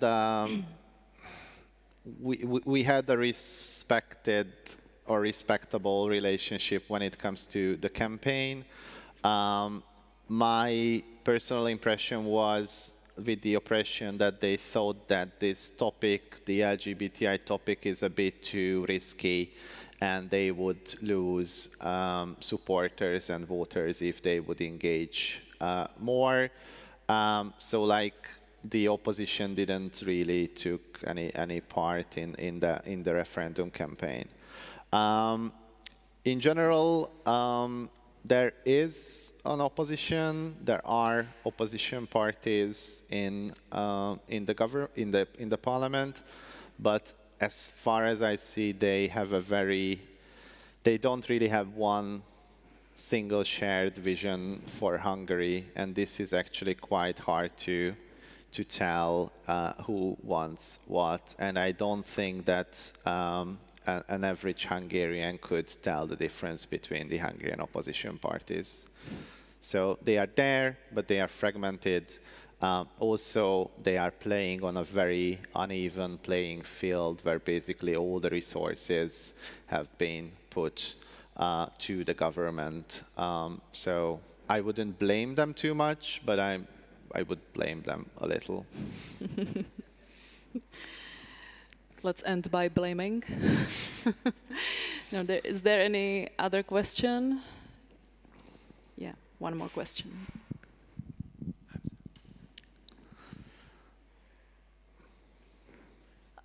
This question is for both of you, but more towards Mr. Demeter, as you did say that the role of information is quite crucial and that in Hungary there is a lot of information being coveted. I wanted to ask what on an individual role can we do to kind of uncovet the information and reveal it more and basically spread more awareness, and while governments are oppressing this information and the spread of information. You mean as someone from outside of Hungary? What? Outside of Hungary. I think what you can help with is definitely you can spread whatever reliable organizations and reliable news outlets and reliable politicians are telling you. And definitely, I think if you don't believe what you hear about from the Hungarian government, I think that's a good start. Obviously, the best I think we can currently do is that but it's mostly going to Hungarians, is we have to put our own money into funding those sites and funding those outlets and funding those people who actually trying to speak the truth. And what these sites are trying to do with our money, which I think it's great, is that they are trying to make people who don't have money or don't have access to this information, trying to give these people an access. It's not, it won't change the whole system, but it will definitely mean something in the long run. I think what people outside of Hungary can do, definitely, and it's not just about information, is you have to realize that what has happened in Hungary and what is happening in Hungary can very well happen in your country. And in some countries already happened to a different level. So I think if you really want to help Hungary, don't let happen this in your own country. And I think like my country is a quite good case study. You can see the red flags and the warning signs. And Russia is actually an even better case study in that sense. So if you manage to hold your position in your own country, that helps us, because that also, it doesn't normalize what Hungary is going through. Thank you. Good punchline, closing punchline. Don't let the evil prevail in your country. Thank you very much. It was Aaron Demeter and Denis Rabomizo. Thank you so much for being here and for your great work. Thank you. Yeah. Thank you.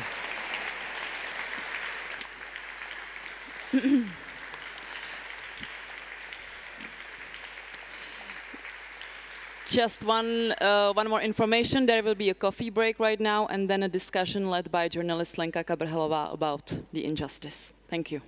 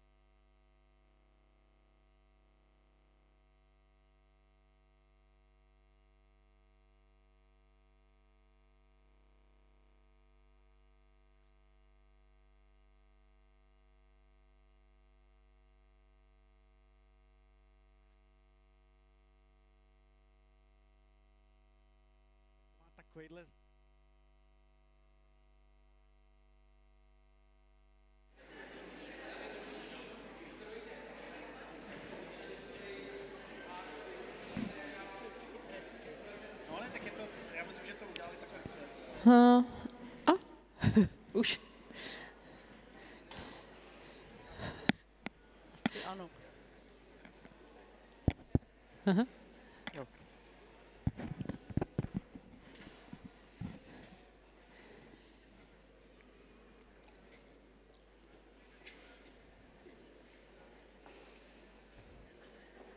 Tak my vás srdečně všechny zveme zaujmout místa zase v sálu. Please be seated so we may start.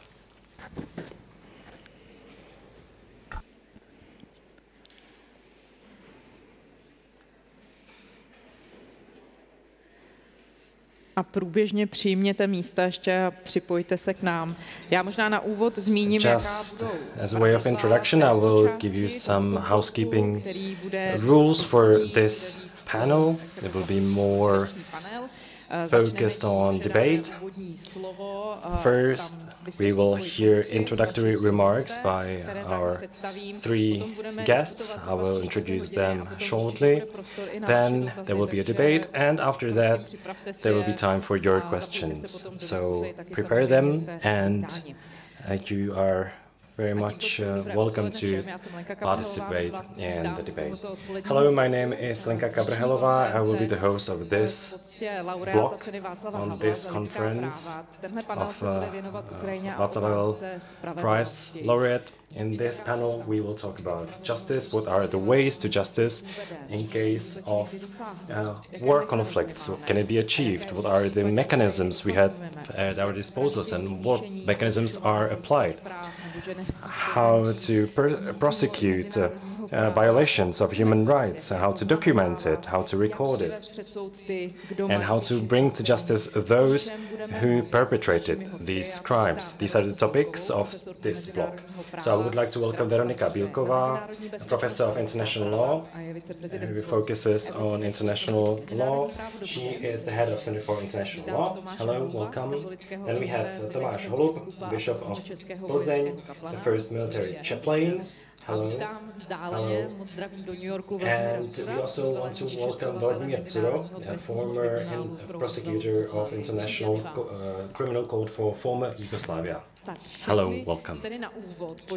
So first of all, I would like to ask you for introductory remarks that you have prepared. Thank you for that. And then we will go to debate. So, Professor, you have the floor. Hello, good afternoon, ladies and gentlemen. It is a great honor for me to be here. First of all, I want to congratulate all the laureates, but it is bittersweet to congratulate laureates in this context. I would prefer to congratulate on something better, some better thing. I will speak very generally in my introductory remarks. I will mention 3 points that relate to the conflict in Ukraine, because I have spent a lot of time dealing with this, but they are very general, so they can relate to post-totalitarian situation. First point I want to mention, it is self-evident, but it is good to remind it. Any conflict, and the conflict that we can see in Ukraine, has an impact on society and its functioning.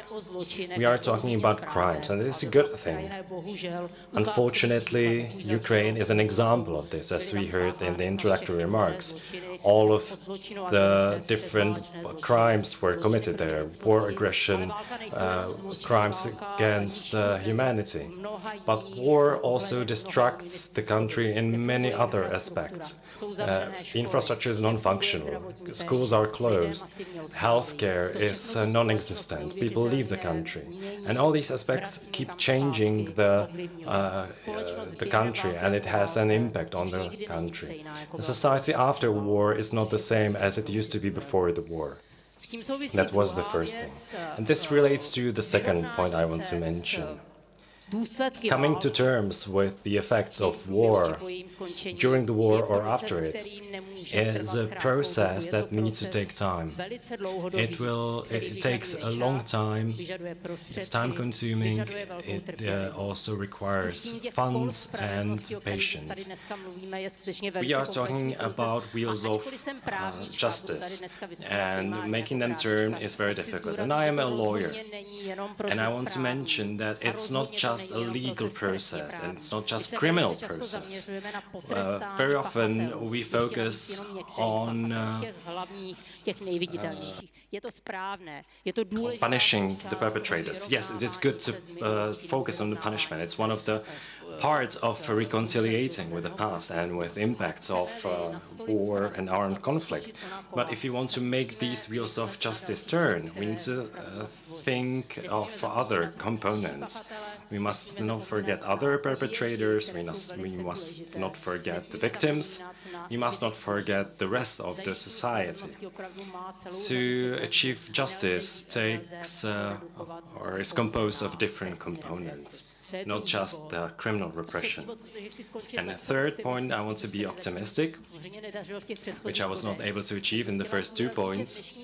I want to stress that today, fortunately or unfortunately, we have at our disposal as international community and different countries, we have different tools, instruments and institutions that allow us to come to terms with the effects of conflicts such as in Ukraine. We have International Criminal Court, international cooperation in penal matters.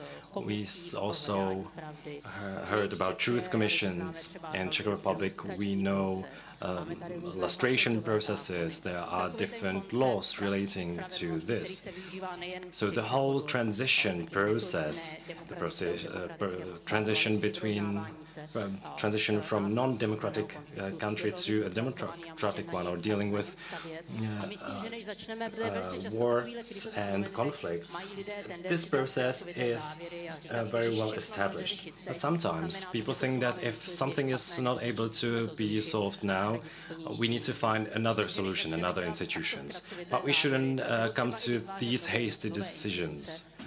Before creating new institutions, we should think of what we have at our disposal at the moment and how to use it to the fullest. Thank you for your attention, and I will be very happy to answer your questions. Thank you.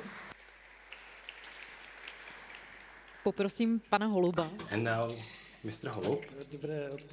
Hello, good afternoon. Thank you for having me, and I want to congratulate the laureates. I want to say something similar to what the professor said. I thought that an international law professor would talk about legal matters, and I thought that I would have the opportunity to speak about transcendental things. But Professor also has talked about these transcendental aspects, and I will just try to expand on it.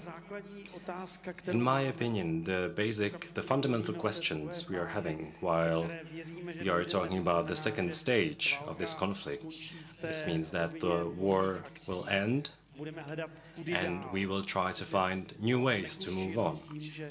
The thing is that the war doesn't stop with the moment where arms do not shoot anymore.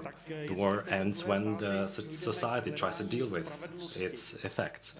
So when we come to the second stage, the stage of searching for justice, the retribution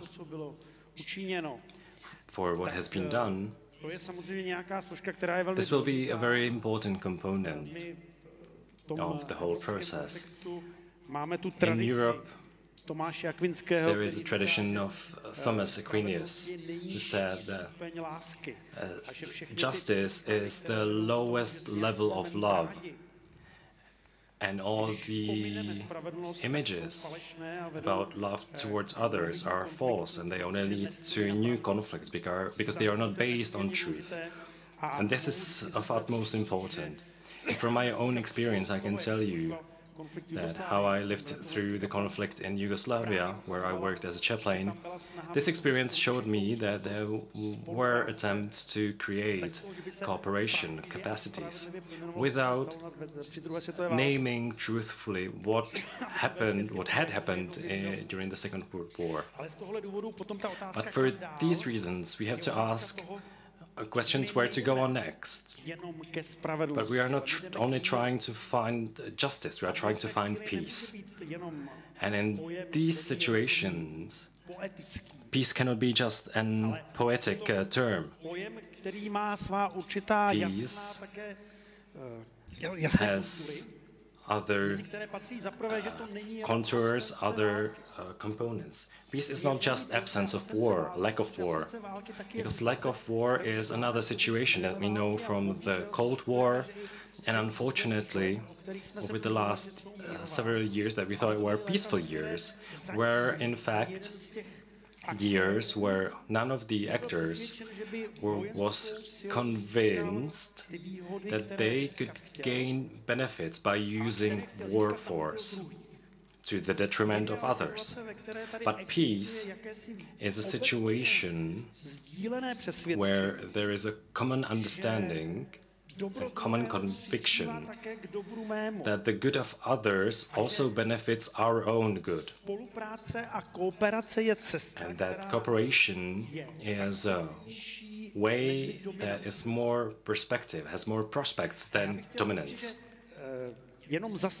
And I want to say that just putting justice in this framework means that justice has the right place. On one hand, without justice we cannot talk about these more extensive aspects, but if we don't have this justice, we enter this vicious circle, tooth for tooth, eye for an eye, where we retaliate, and our retaliation is much more stronger than what we have suffered. So we should ask on how to apply justice in this whole context, aiming for peace.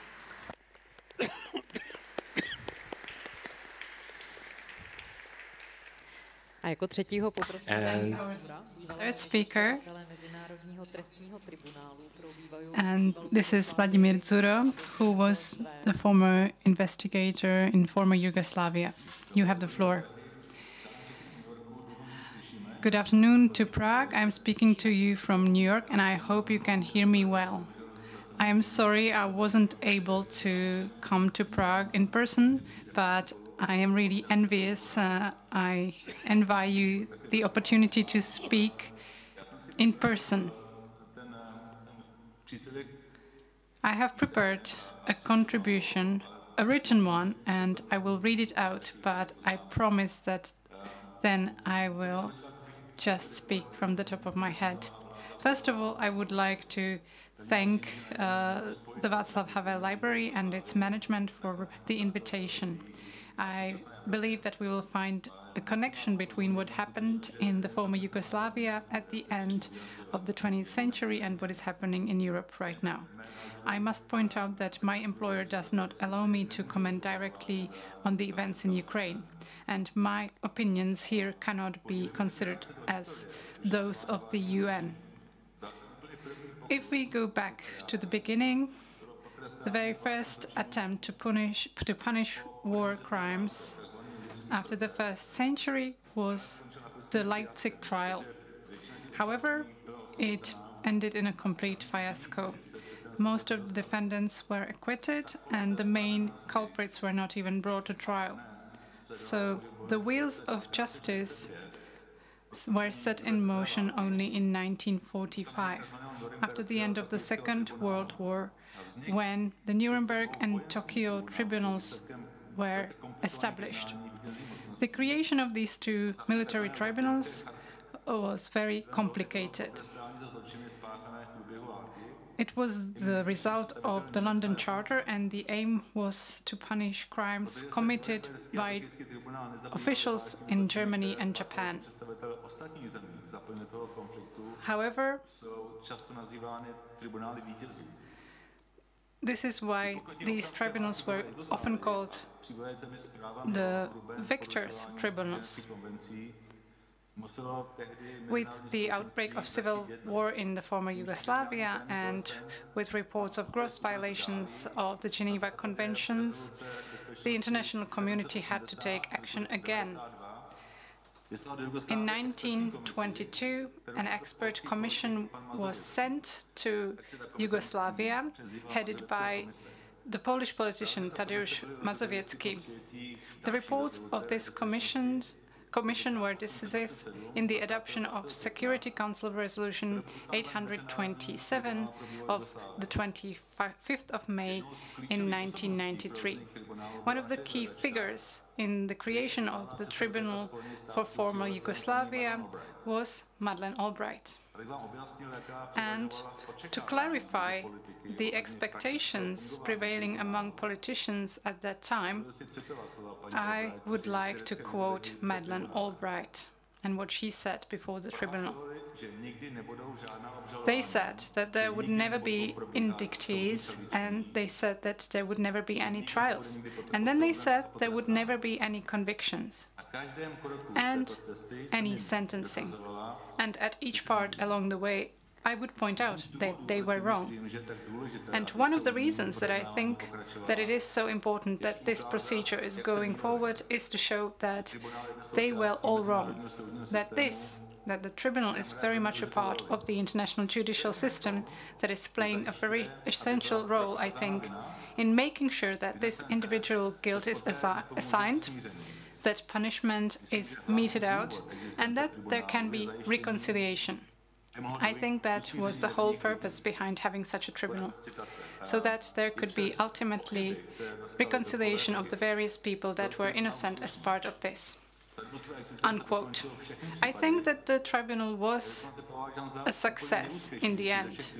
It has completed all the cases, and it is considered the most successful institution that helped the creation of the International Criminal Court.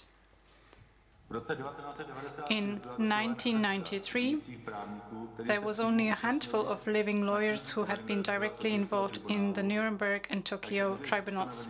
So the newly established Tribunal for former Yugoslavia was starting its work literally from scratch. Today, however, the situation is better. In the Czech Republic, too, we have a number of personalities with experience of investigating and trying war crimes. I would like to mention Dr. Janu, Dr. Hedličková, and Dr. Fremer, who worked as judges at the tribunals, and Dr. Richterová, a very successful prosecutor who is now working at the International Criminal Court. We also have experienced investigators who participated in trying war crimes.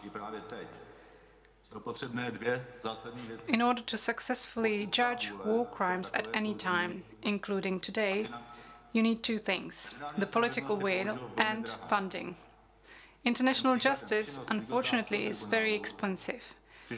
Just as an example, the work of the Yugoslav Tribunal has cost the international community more than 50 billion crowns. It remains to be seen whether the international community is now not only able but also willing to find political consensus that is needed to try war crime on both sides of the current conflict in Eastern Europe. That is a question that I would like to raise by way of conclusion. Are we willing and are we able to find political consensus and provide finances for this? I think that today, given the situation that exists,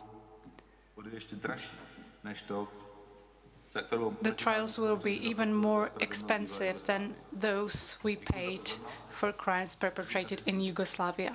Thank you for your attention.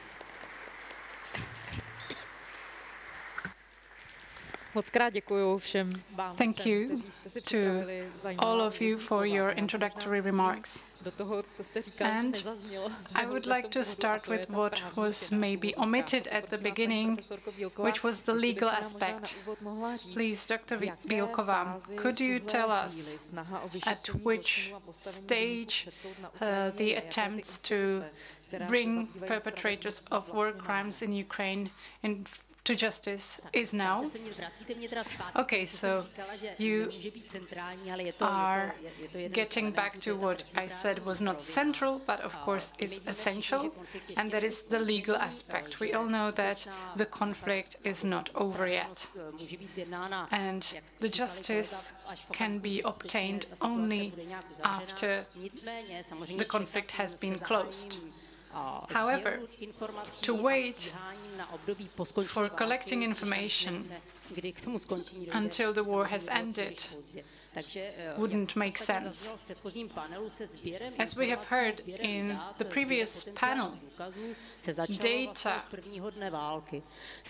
were collected from the very first day of the conflict, and this preliminary data collection can be started very early on with investigation committees, with dedicated missions. Then the prosecution is started by national authorities or by international ones. Again, as we have heard at the beginning, the situation in Ukraine, or the investigation of the situation in Ukraine, is the responsibility of the International Criminal Court. There are not yet concrete convictions or concrete charges, but the situation has been opened. The investigations have been started in Ukraine in order to identify culprits and come up with first warrants. So this is the stage we are at right now. We can say that it is a very good situation compared to the situation at the beginning of the conflict in Yugoslavia, because now the procedures can start immediately. So this is the international level. Then there is the domestic level. Investigations, national investigations have been taking place in a number of countries. Of course, first of all, there is Ukraine, and it is very active from the very first days of the conflict. They have a website of the public prosecutor in Ukraine, and there are thousands of testimonies. It is about war crimes, crimes against humanity, but also about crimes in general. So criminal procedures or steps leading to criminal procedures have been undertaken in a number of countries, including the Czech Republic. You have also read about this in Czech media.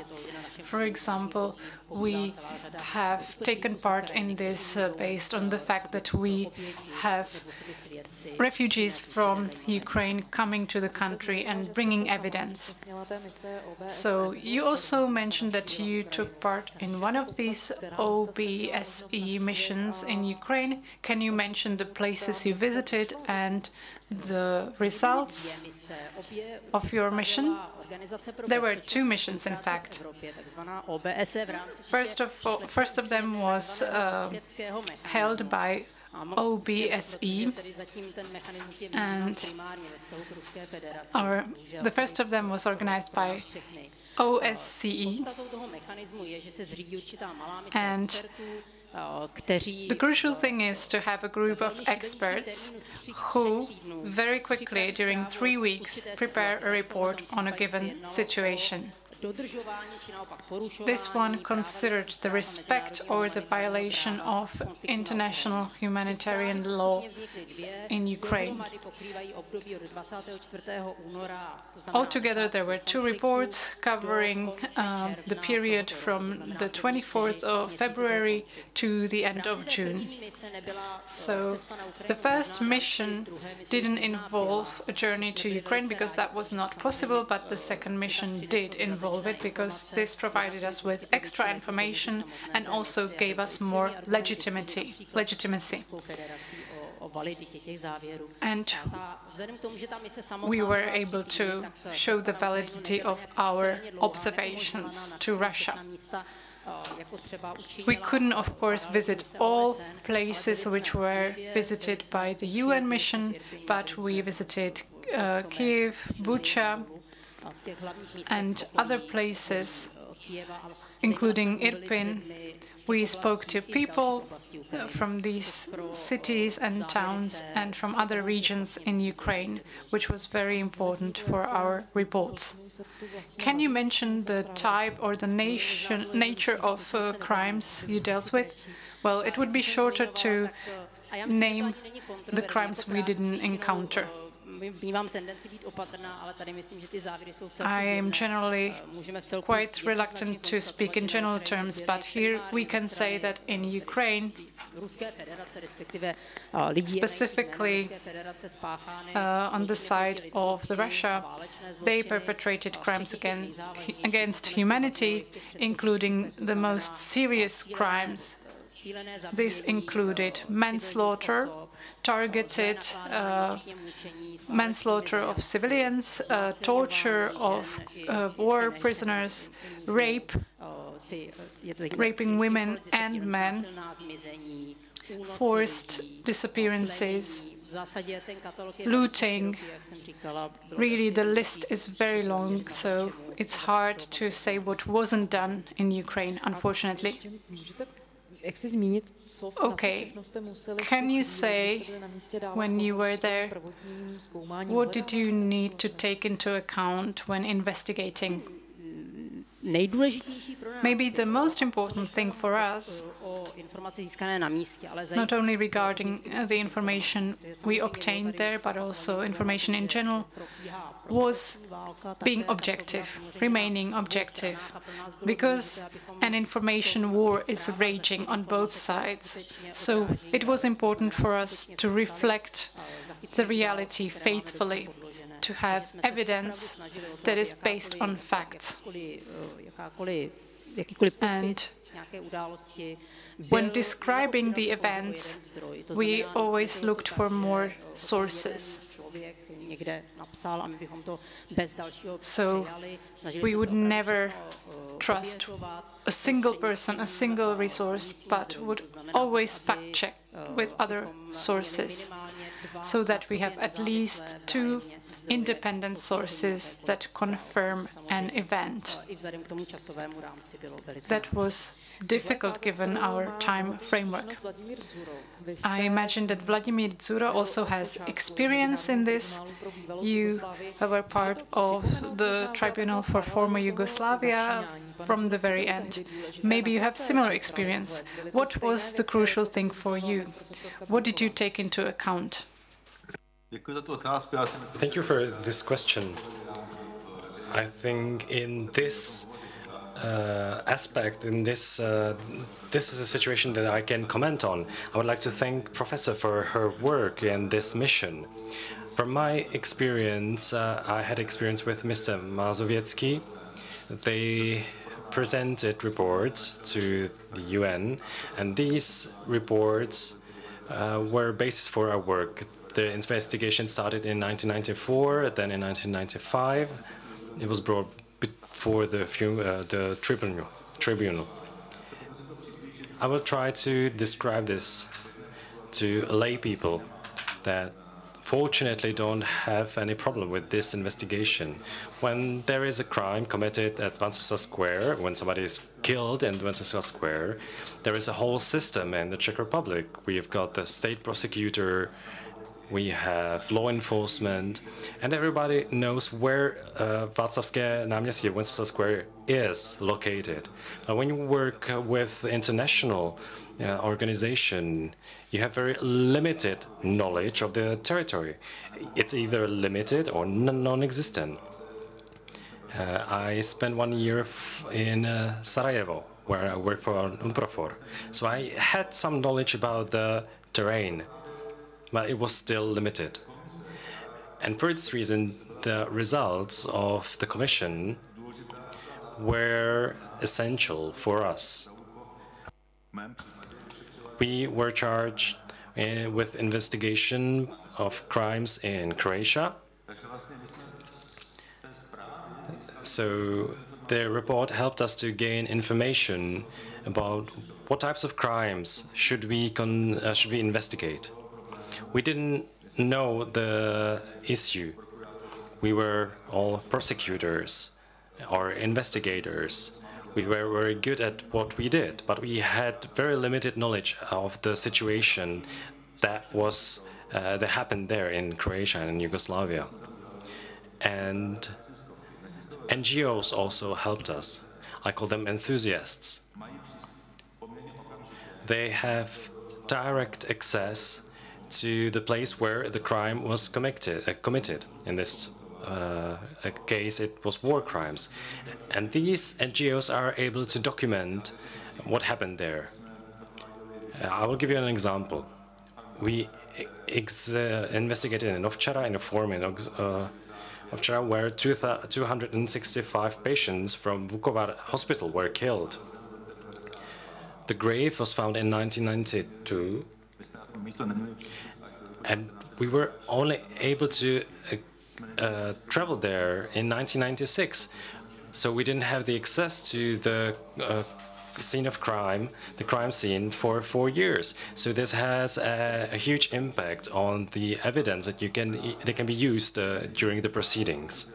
And these enthusiasts, these NGOs that talk to the families of the victims,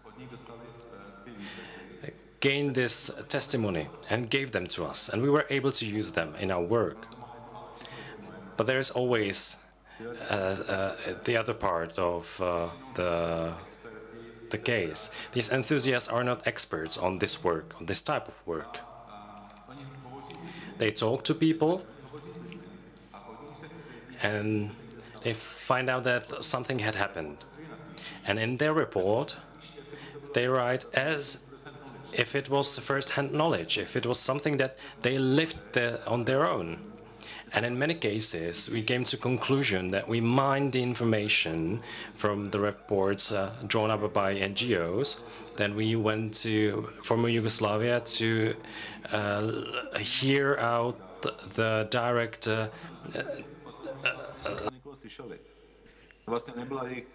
witnesses.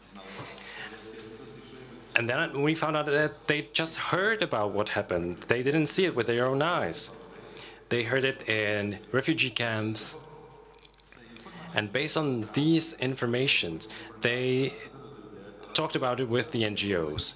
So from the evidence base, from the point of view of the evidence that can be used at court, this had almost no information value. So we had to find witnesses, first-hand witnesses.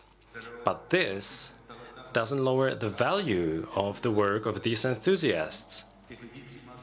These people who work in the field, and they are willing and able to document the evidence and then to pass it on to law enforcement and investigation authorities with the relevant jurisdiction. And let me conclude by saying that what we did in the 90s, and there is a difference between what we did in the 90s and the current situation. There has been a huge technology development, and we can see the war in real time. We can see what is happening in different corners of the world in real time. But also there is a second side of these technologies. These technologies can be manipulated. This means that from the procedural point of view, and the professor can agree, that what we can see in the TV may not be always used at the courtroom. They may be two separate things. We need to obtain the source of the information. When somebody says something on Facebook, on Twitter, it's good for the media, but at court it has very limited value. We need to get into contact with the people, and we need to have the mobile phones or the cameras where these documents where these recordings were made. And only these recordings can be used at court. And only this type of evidence can be used. Thank you. So we can see the difference from the time 30 years ago. But let me come back to the role of NGOs. We have had representatives of 5 AM coalition that gathers documentation on violation of human rights and law in Ukraine. We heard that it's a very difficult job, but it's still essential. NGO members were there in the field from the very beginning, where no other investigators could come. But Mrs. Bilkova, I have a question for you. What is the importance of using the same mechanisms and methods that the NGOs use so that the evidence can be used at the courtroom? Is it important? If you're relating to me to the investigation group, we are in a slightly different group than Mr. Dzuro. We were not and we are not a criminal entity. We did not gain evidence that could be used before court.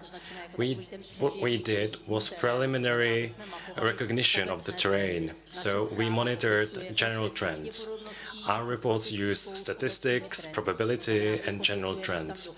We describe that with high level of probability, some types of crimes were committed, but we are unable to identify the perpetrators. That's impossible to do within 3 weeks.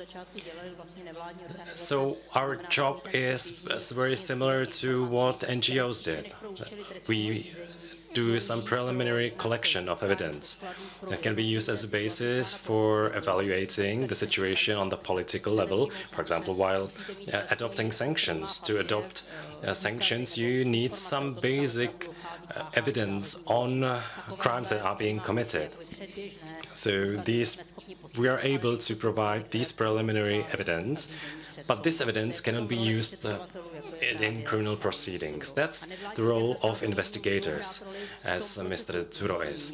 But these NGOs can play a role in the preliminary and both post-procedural situations. If they are trained well, if they use methodology, and we have heard that there were some guidelines for collecting evidence, all these organizations can help in collecting evidence that could be used before courts.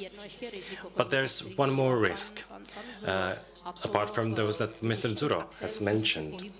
If there are too many actors in terrain, which was the case from at the beginning of the conflict in Ukraine, there were some NGOs, both national and international, many enthusiasts, and all these actors started to collect evidence spontaneously.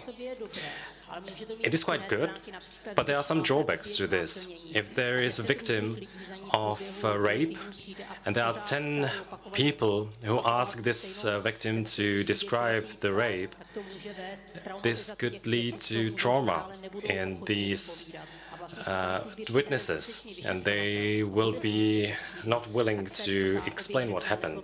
So when there's a prosecutor from court and asks for this testimony, the witness doesn't want to repeat it for the 11th time. So yes, it is necessary to be present from the beginning, but the interests of the victims need to be taken into account. Now, Mr. Holub, I want to talk about your experience as a military chaplain. You have already mentioned it. You were in former Yugoslavia and Iraq and Afghanistan. My question is, when we speak about the situation before the war, how the soldiers see the borders of their responsibility.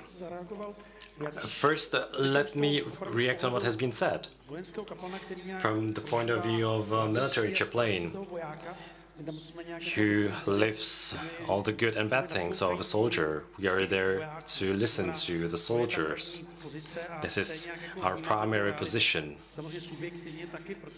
And we perceive the reality subjectively, but we still need to have a distance. And the prosecutors needs to have even more distance from the subjective situation. And from this point of view, I can say that we have heard that the soldiers very often say that this searching for evidence and investigation are nothing compared to risking our own life. So this creates a type of tension. And in my opinion, it's up to the military management and other responsible people in NGOs who have a specific role, and also on the level of investigating bodies and tribunals. All these actors should try to achieve one goal, one objective. Because if these activities do not go hand in hand and have one main goal, that means to reconcile and to find a solution, well, then there are huge risks if this doesn't happen. The word devil comes from diablos, which means to divide, to discriminate. Evil is able to divide society. So these were the ideas that I had when I was listening to my colleagues. But going one step back.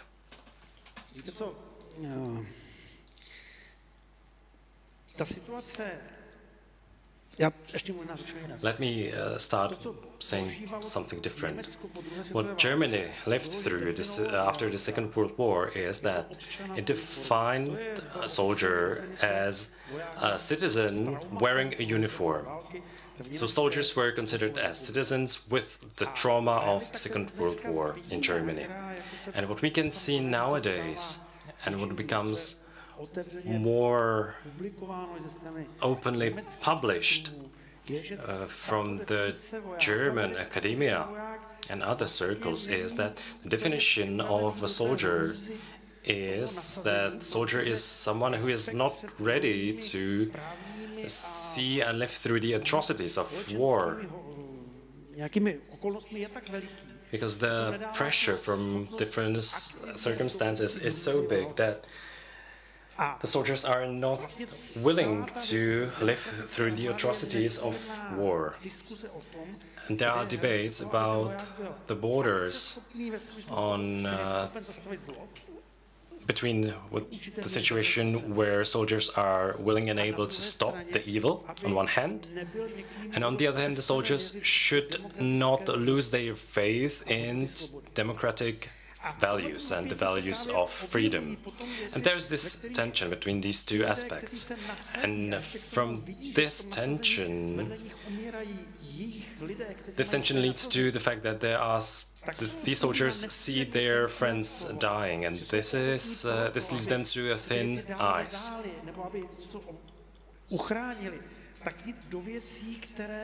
And on this thin ice, the soldiers should do some actions that has deterring effect on the other side of the conflict. And this is a risk for armies in democratic countries, not mentioning Abu Ghraib in Iraq, which was a great example of this. And then on the hand we have frustration. And the typology of people entering the army is specific to some extent. We have to admit it. We know that a humanist loving flowers will never enter an army. This will never happen. And this needs to be processed. We can see that society wants to have effective defense. We could see this during the first days of war in Ukraine. I am a theoretical viewer. The Ukrainian army was able to defend Hostomel airport, which had a great symbolism for the whole war. We saw they were really heroes. So not losing faith is very difficult, and we can see these risks. And you are speaking about armies of democratic states. Now we are speaking about Russian army. That means an army of authoritarian and totalitarian regime, which is based on different principles, where soldiers are not encouraged to respect some basic principles. Jsem pochopil, proč I v té etice celého západu je, že válka je Well, what I can understand that in the eyes of the Western countries, war is the last resort, because during war we see the worst aspects of everyone. Okay, let us get back to the criminal law and these legal aspects. Do you think that there is the same option for Ukraine as you took part in, Mr. Dzuro, with an international tribunal, as was the case for former Yugoslavia? And Dr. Bielkova, what are the options now in play? Well, options have been put forward from the very start, from February, but a possible international tribunal, as was the case for Yugoslavia and for Rwanda, these were set up when there was no international criminal court. Today, this type of crimes can be prosecuted and is prosecuted by the International Criminal Court. So there is no need to set another tribunal that would just do the same work. When we consider setting up a dedicated tribunal for Ukraine, we are speaking about a special institution which would try the crime of aggression, meaning initiating the conflict against another sovereign country, which of course was the case here. The International Criminal Court can also try this, but with the permission of both the aggressor and the victim country. And as we can imagine, in this case, Russia wouldn't agree with such a procedure. So there are ideas about setting up an international tribunal that would deal with this crime of aggression so that it can catch up with what we cannot do in the International Criminal Court. However, I am a little bit skeptical. The fact that this crime cannot be tried by the International Criminal Court doesn't mean that such a crime is unpunishable. You can prosecute this crime at the level of states who have the universal jurisdiction. So this crime is already being examined at different national levels. Such countries are, for example, Latvia or Poland. So here this can be tried, but it cannot include the big three, the president of the country, including Mr. Lavrov and Vladimir Putin in this case. So while these people are in office, they cannot be brought to court in other countries, in Poland, in Ukraine, or elsewhere, not even in absence.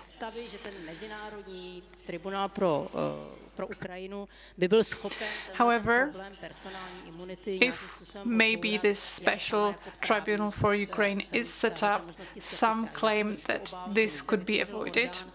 I am, however, skeptical. I think that we would establish another institution which would be very costly. Its functioning would be very complicated, and in the end it would do what is already done by Latvia, Poland, or by Ukrainian national courts. You said that the Tribunal for former Yugoslavia was one of the most successful ones in the history. So do you think that it helped bring about justice, that it really led to leveling or to reconciliation? Well, the question is complicated, and so will be the answer. We need to bear in mind two different aspects. The first one is as follows. Has the tribunal helped to bring about democracy in this country? I think so. Because without the tribunal, which addressed war crimes in this area, people would remain in important offices and would dominate the political and military scene in Yugoslavia, in former Yugoslavia, in Serbia and elsewhere. Then there is the second aspect, the aspect of ordinary lives. I always mention this during my talks to public. Just imagine that you are living in an ordinary village, you are watching the TV with your family, with your spouse and your kids. Then someone kicks into your living room, the military enters your house, rapes your spouse and sets your house on fire. You have nothing left.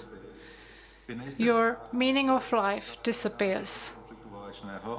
You weren't involved in this war conflict, and then, from one moment to another, you have nothing left.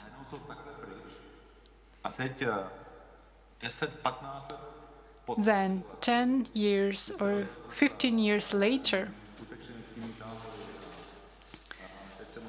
when you get out of detention centers or refugee centers,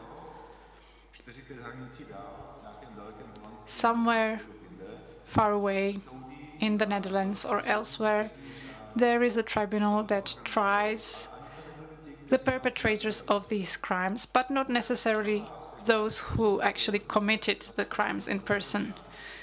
Will you consider this enough? Will you see this as justice being done?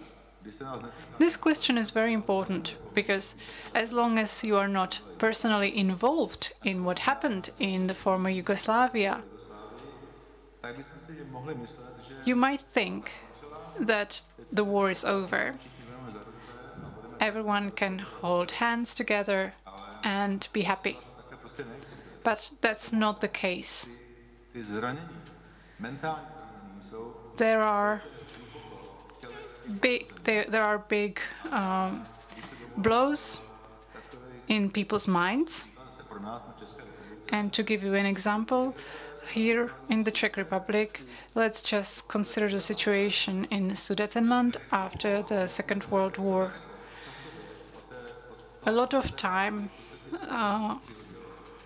or it has been quite some time ago now, but still it has such a big impact on our mindsets and on the political atmosphere in the Czech Republic. Although that happened many more years ago than what happened in the former Yugoslavia. So we cannot expect reconciliation after such a short time. Of course, the situation is getting better. The new generations without this direct experience with the war crimes perpetrated, these generations are doing better, but there is no immediate reconciliation.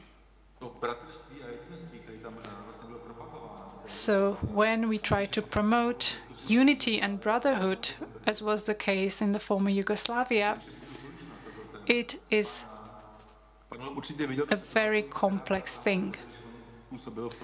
I am sure that my colleague Mr. Holub has seen the situation in Yugoslavia. It was as follows. They promoted brotherhood and unity. They had Tito, the dictator, who knew about the issues within the society. And he wanted to unify the society.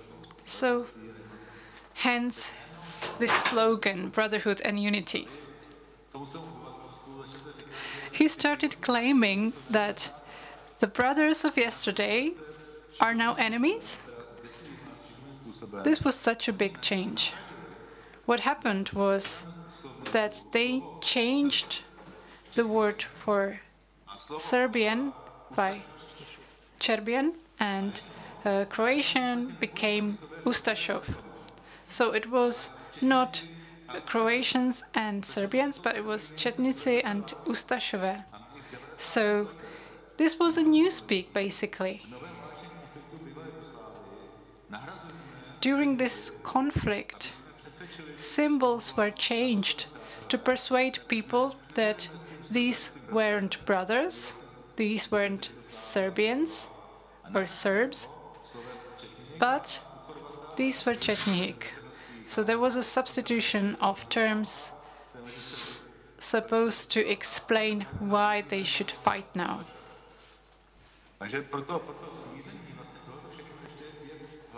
So the reconciliation needs to take place in the heads of people. And it is very important, but we cannot expect it to take place quickly. This provides a good parallel to the case of Ukraine and Russia, because these are two countries that used to have good relationships, and now they call each other nazists and so on. I see, Mr. Holub, that you would like to say something, and my question to you is quite similar. When we speak about justice and the direct experience from Yugoslavia, maybe justice doesn't really provide consolation to an ordinary person. So then, how do we obtain consolation? Thank you to Mr. Dzura for what you have said. I completely agree. I would like to repeat what I already said. Conditio sine qua non, or the effort at bringing about justice, is the conditio sine qua non, the major condition for everything else. We cannot simply try to forget what happened and start again from scratch. My spiritual experience tells me that we cannot forget what had happened. We need to identify the evil and call it evil, then punish it in front of justice. But then there is a next step, a spiritual step, which involves reconciliation and pardon. When John Paul II came to Zagreb, he said, please forgive and pray for forgiveness. At the time, I was struck by those words, and I didn't really believe my Pope. I thought it was hypocrisy, but later on, I understood that when a conflict appears, there are different stages, and you cannot skip stages. But the ultimate stage involves individual people who need to seek inner willingness to forgive and to pray for forgiveness. Otherwise,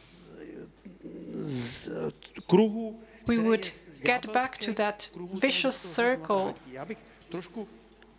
Možná něčem maličko panu Dzurovi oponoval nebo doplnil. Já se domnívám, že to... In some points, maybe I would slightly disagree with Mr. Dzuro. what I have learned in Yugoslavia was that these two different labels for Croats and Serbs were not really accepted. Everyone felt as brothers, and when they had memorials for the dead, these were always called brothers. But at one point, everyone realized what happened, how much blood was shed. And I think a moment will come when we will maybe also forget how difficult the conflict had been. In Sudetenland, I can see villages that forgave and where the situation is getting better, or others where they didn't forgive and these communities are lost. Mrs. Bilkova, we are speaking about justice, about the culprits being brought to justice, about punishment, and I am about to ask you a very difficult question. Can you estimate the time it will take to try these? No, we cannot estimate that. We cannot even imagine the dimensions of the ongoing conflict. No. And in order to react on what was said, I will slightly disagree. I am always skeptical to the dichotomies, legal, illegal, good, bad, hopeful, hopeless, works well, doesn't work. We're speaking about this reconciliation, about this forgiveness, and if this happens, everyone will be fine. I think this is a little bit oversimplified and naive.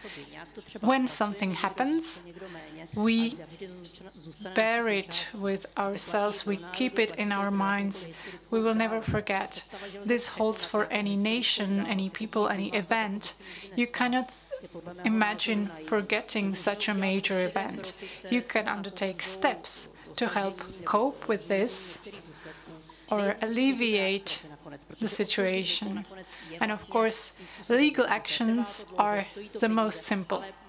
They require money and patience, but they are subject to simple rules. Everything is written on paper, we know what the rules are and how to interpret them.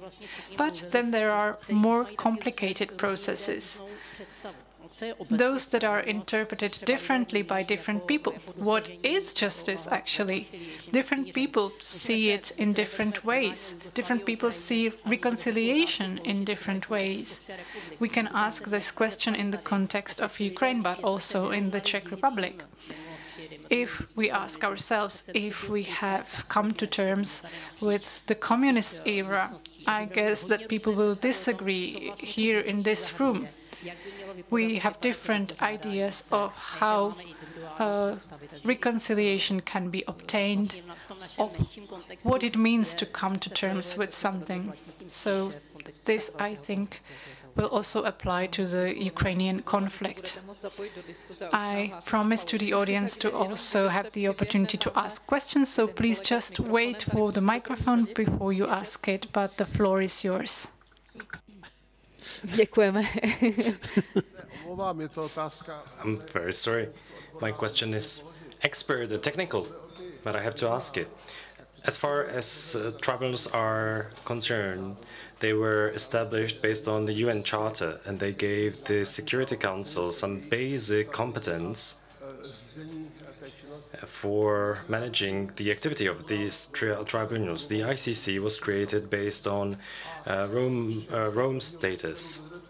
So you can imagine that during the first case, you can imagine that Russia will play its role as the permanent member of Security Council. The US also have their own problem with ICC. They are not a party to this ICC. So can you see a problem? Could there be maybe a conflict between these institutions? You know, on one hand we have ICC based on the Rome Charter, then we have the UN Charter. So these are questions to both Mr. Dzuro and Mrs. Bílková.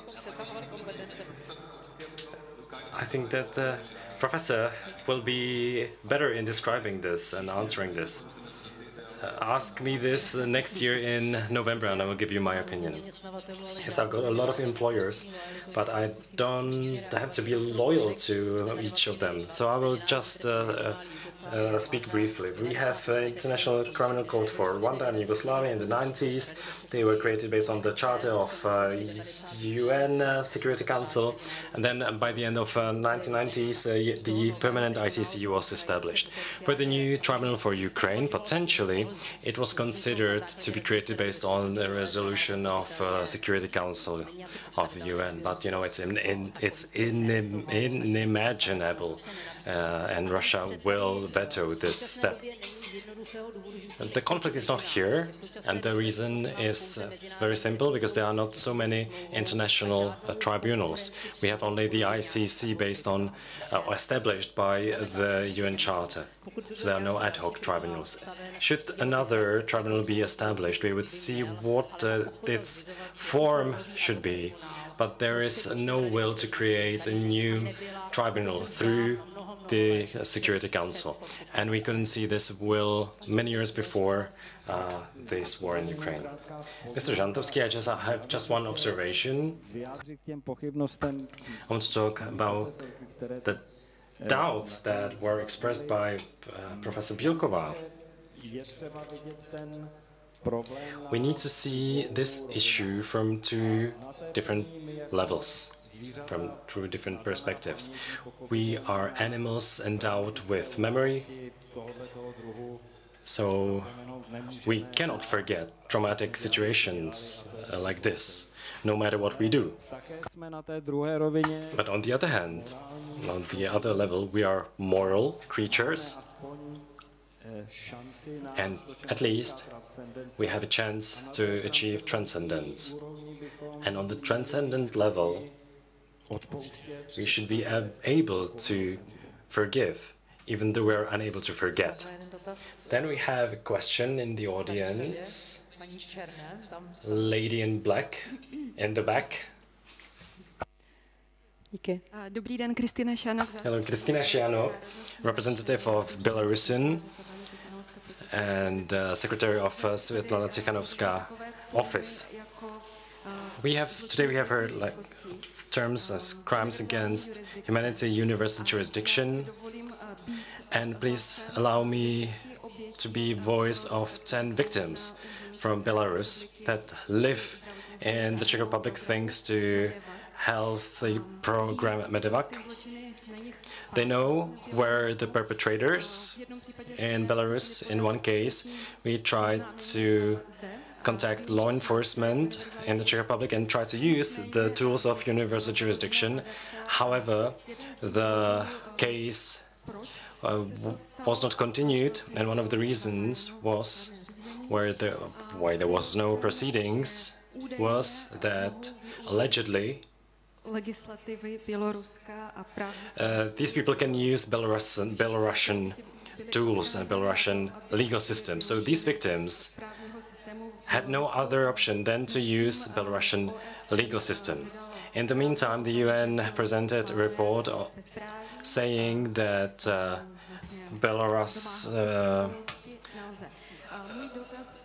that there is no law in Belarus and Belarusia, and then they cannot use. So my question is there a lack of political will or failure of the system, or both?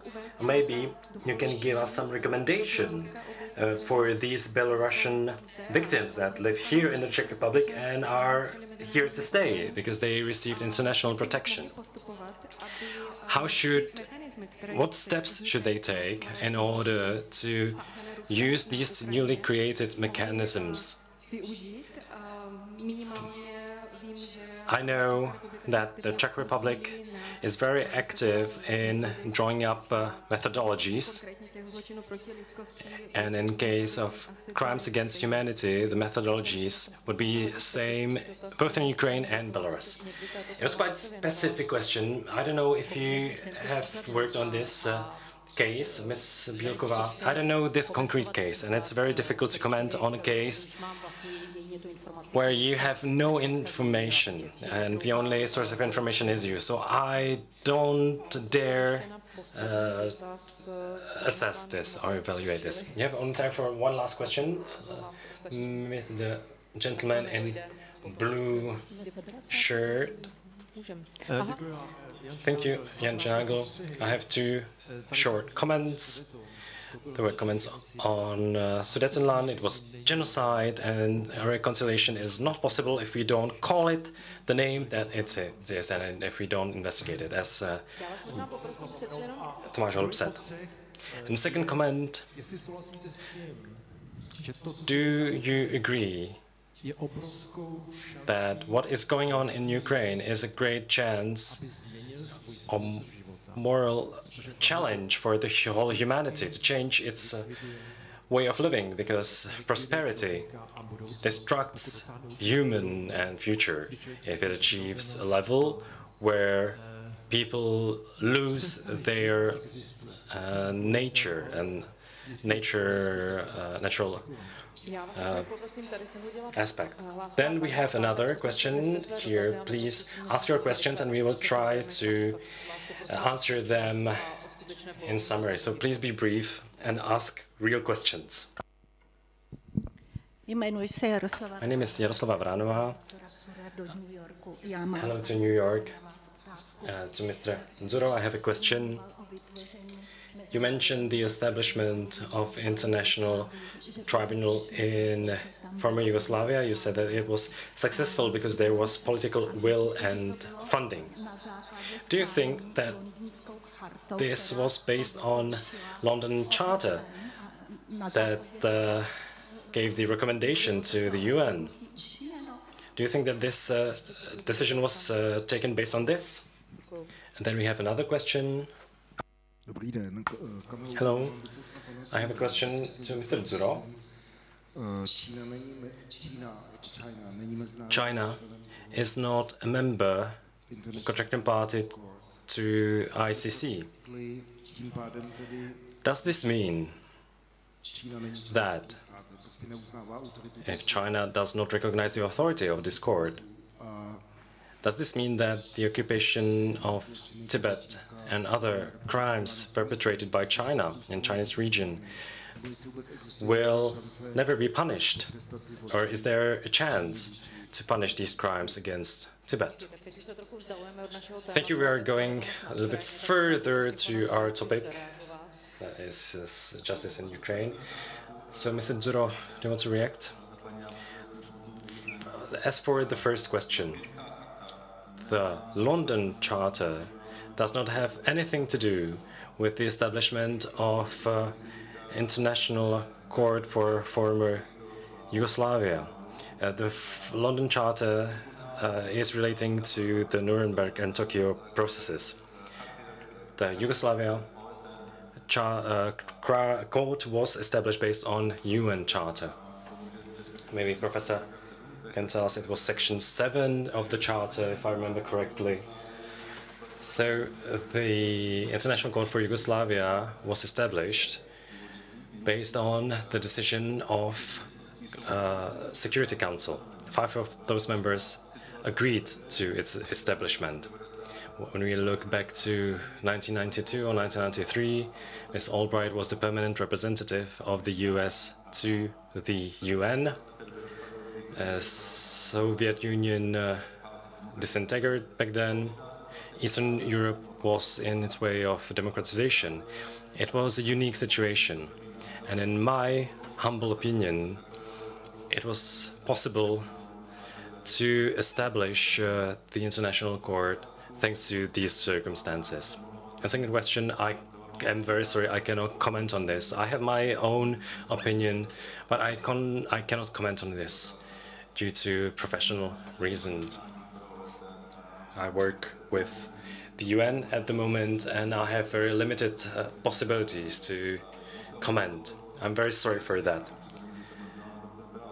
I know it doesn't look good you know, why am I here? But I'm very sorry, I cannot comment on this. Mr. Holub, Mrs. Bílková, do you want to react on the questions? I want to say that situations as tragic as the one in Ukraine, we can hear apocalyptic views saying that it's a challenge by God. In my opinion, this is a challenge, and we should be close to the people who are suffering. And these moralizing dimensions should not be a priority at the moment. I want to end on an optimistic note. I see this crisis as a challenge.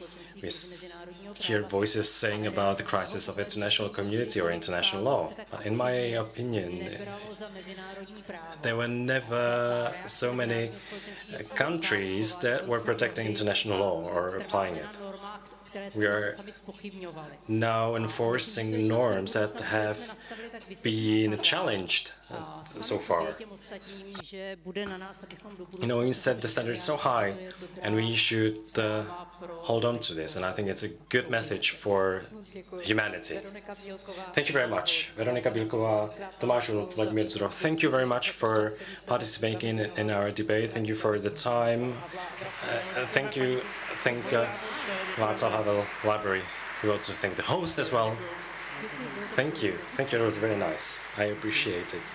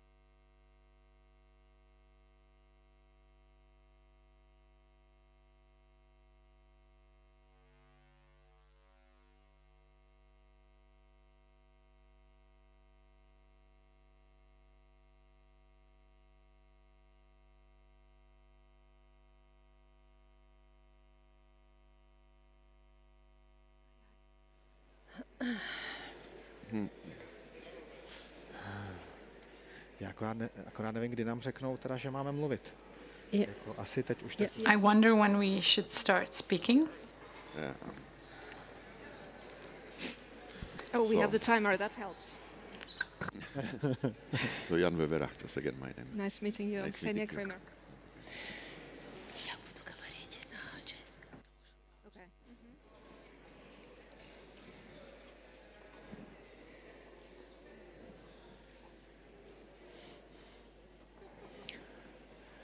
I'll be speaking in Czech when I'm talking to them. Okay.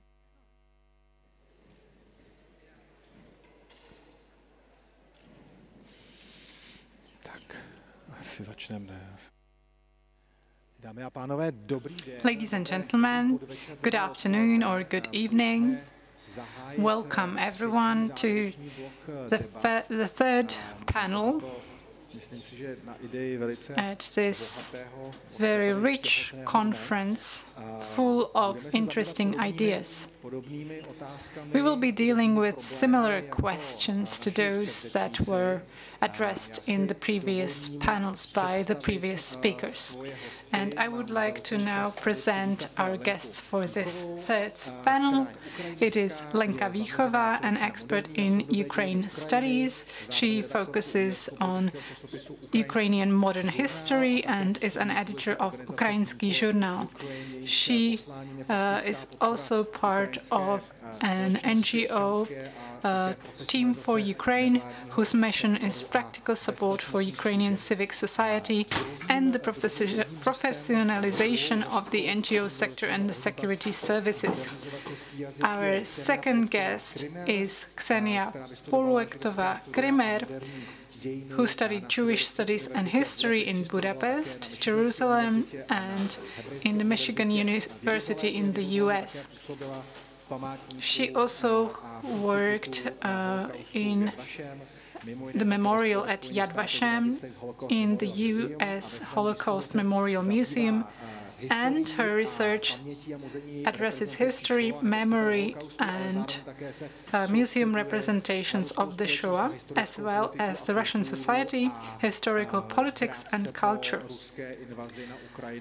After the Russian aggression started, she quickly left Russia for Germany, where she now works in Potsdam.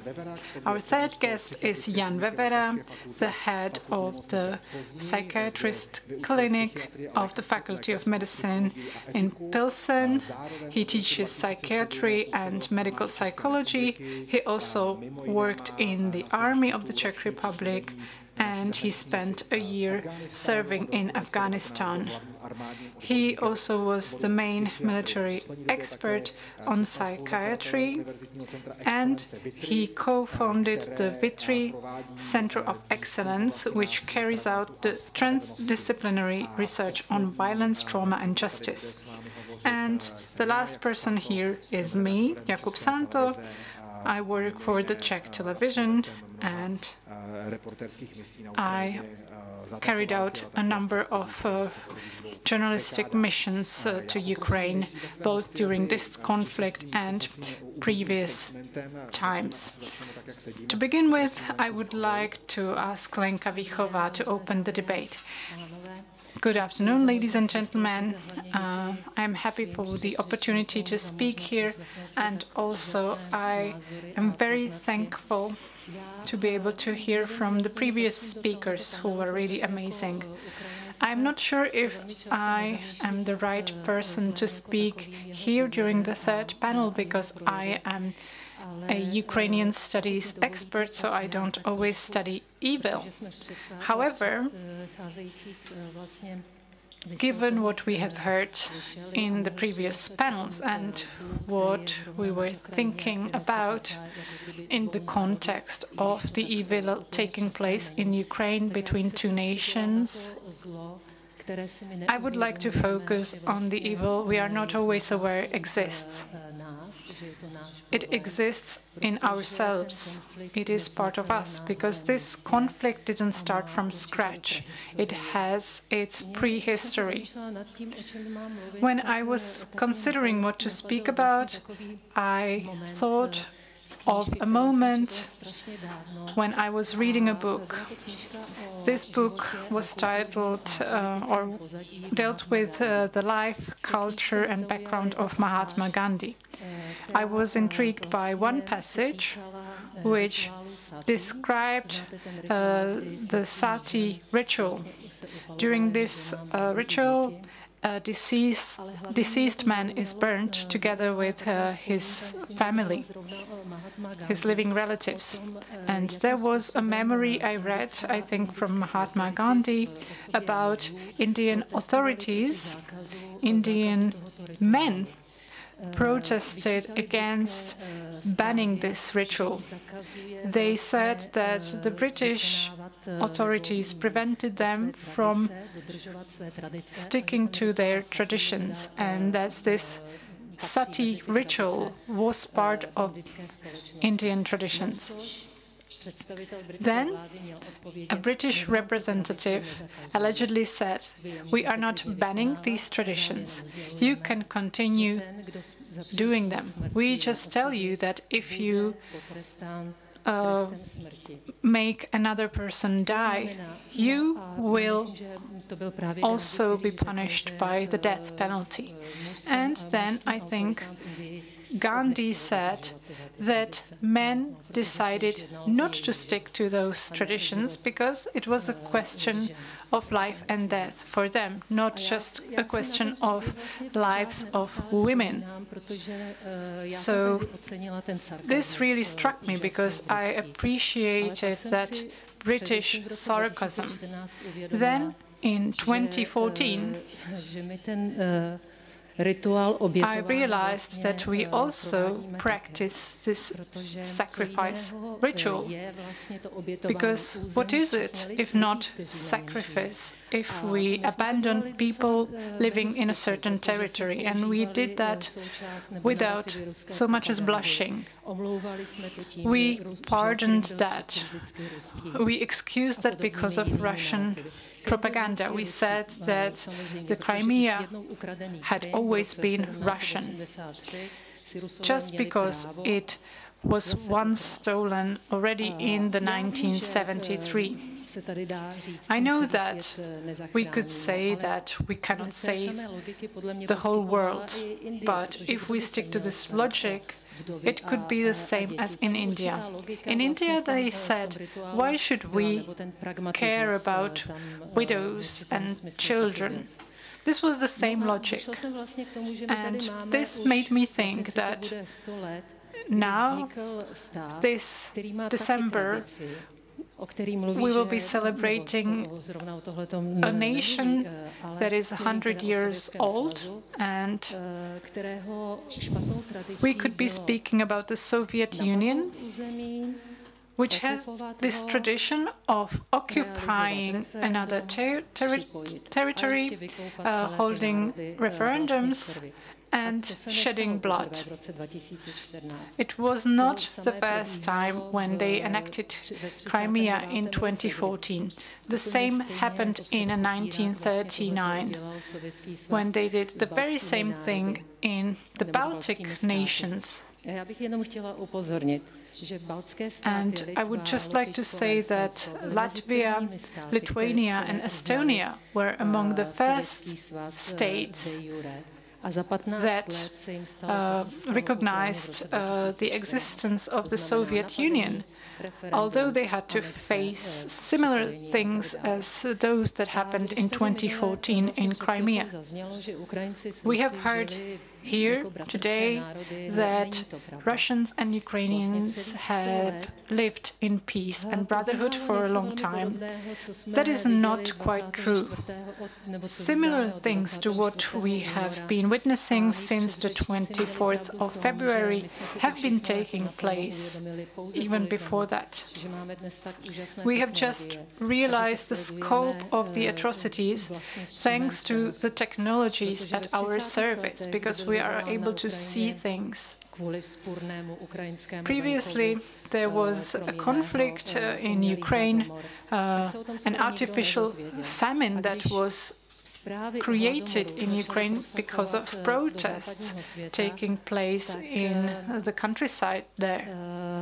When stories about this traveled the world, Walter Durand from the New York Times went to Moscow and said that nothing like that was happening. Then in the year 2002, Ukrainians tried to ask the Pulitzer Prize Foundation to withdraw the prize from this journalist for this flaw report, but the foundation refused to do so, claiming that he had received this prize for different articles, for different work. But I would like to point out to you what he did. He denied what happened in Ukraine. He said there is no famine in Ukraine, in Ukrainian countryside. Simply, Ukrainians are not eating so much in the countryside. However, there were about 4 million deaths in the countryside at that time. So I want to point out what is happening in the Western civilizations. I am persuaded that evil is everywhere around us, but it is not always so strong. We make it stronger by being ignorant, by being blind, by mercantile interests we pursue, by economic or political interests. I always remember Oleg Sentsov and his words, and you definitely know him as a political prisoner, but I also think that he was a detainee during the Russian-Ukrainian war. And he said that great treacheries often stem from small fears. He spoke about prisoners of war who, during tortures, were willing to sign anything. But this also applies to other things. We have been doing small favors to the Russian regime for years, and this contributed to the fact that a country that undertook a genocide against a sovereign nation dared to do so. It's not only a political annihilation, it's also different forms of attacks, as was the case in 1939 and so on. This regime was never punished. Which brings me again to this sati ritual. Of course, it didn't end in 1829. But in 1829, we have seen the beginning of its end, because law was being applied. We started to apply the law. We said what was evil and what will be the punishment. Thank you. Word to Evgenia. Karim, please, your opening statement. Thank you very much. I would like to thank the organizers for having me here. It's a great honor and privilege, and I would like to congratulate once again this year's laureates and extend my gratitude to Evgenia also for the fascinating conversations we had a chance to have yesterday, and add a disclaimer that a lot of what I'm going to say today might rub the wrong way and is going to go against the grain of her message and Vladimir's message, because I guess that she and Vladimir come from a place of hopefulness and idealism. I come from a place of bitterness and disappointment, so take it with that framework in mind. I'm sorry, academics are notoriously bad at keeping, to the requirements of length and duration, so I decided to just sketch 4 bullet points to help us map the conversation about the roots of violence and the cases and the causes of the ethical and moral collapse, which I think is evident in Russian society today, which is based on my recent research and work on violence in Russian society. So my first point is that collectively Russians have gone through committed and witnessed some of the most bloody wars and some of the most horrendous crimes in the 20th century. Several bloody wars, including a civil war, famines, and 7 decades of Soviet terror. Such scale of bloodshed banalizes violence, makes human lives cheap. It also fosters a certain habitus, indifference, passivity, apathy in the face of brutality, and chronic lack of solidarity. But Putin's regime, I believe, also worked to compound this historical legacy by consistent depoliticization, cynicism, isolationism, a tribal division of the world into us and them, which might help us explain the current public attitudes to the war in Ukraine. My second point is about violence and its importance and centrality to Russian society. I think that violence in Russia has become some sort of social clay, an identity-making tool that provides cohesion and keeps social structures in place. It saturates every pore of Russian existence, of Russian life, and is mostly unpunished, from families to schools, to psychiatric hospitals and maternity wards, to the police precincts, and of course the army. But it also has an emancipating function. I think the state has, we can agree that the state has by now effectively abolished all the rights and liberties, and political representation is non-existent. But ordinary citizens, ordinary Russians, in their private lives have full control over the bodies and lives of their loved ones, or loved ones in quotation marks, of their family members. So there is no control over your own life, but a lot of control in your family domain. And they enjoy near impunity when it comes to domestic violence because it's been decriminalized in the country. And I think, similarly, Russian war crimes in Ukraine, from manslaughter to torture, from rape to looting, because Russia seems hell-bent on committing every possible crime in the book, enable Russian military to experience lawlessness and defiance of norms, legal and ethical, in emancipating terms. In a way, it's a liberation from shame and civility, which is conceived of as a form of authenticity and freedom, the only one form of authenticity and freedom available to these people, accessible to them. My third point is, what is the incubator of that violence? It's the penitentiary system that houses the biggest prison population in Europe and has inherited key features of the Gulag: random brutality, systematic abuse and humiliation inflicted on the inmates by both the administration and the hardened criminals that collaborate with the administration. Prison experience is extremely prevalent in the country, with almost 500,000 people currently behind bars. By 2007, according to one report and one calculation, approximately 18.2% of the population, entire population, including babies and old people, had had a criminal record. That's a staggering number. From prison and penal colonies, this violence seeps back into society, into normal life, in quotation marks, informing language, behaviors, and attitudes, including those operating in the institutions of power. I don't need to comment on Putin's criminal argot and his love of that kind of language. Putin's regime, we can say, is criminal not only because it has committed horrendous crimes and continues to do so, both in the country and in Ukraine and outside the country. But it is criminal because it's governed by criminal concepts, what Russians call понятия, concepts that have replaced law and morality effectively.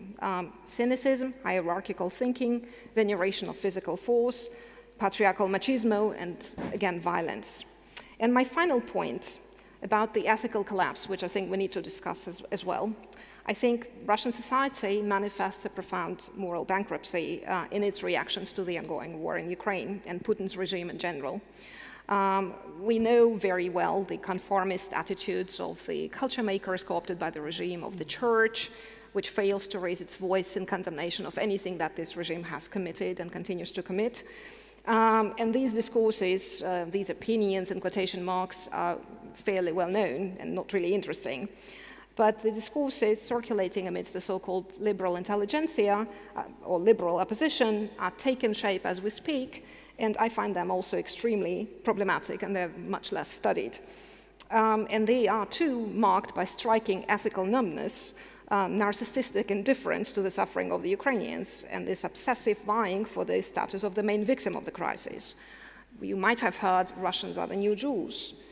the discourse goes, banned from entering the EU, just like the Jews who were banned from entering America or Cuba, the passengers of the doomed St. Louis, that carried Jews from Europe on the eve of the Holocaust.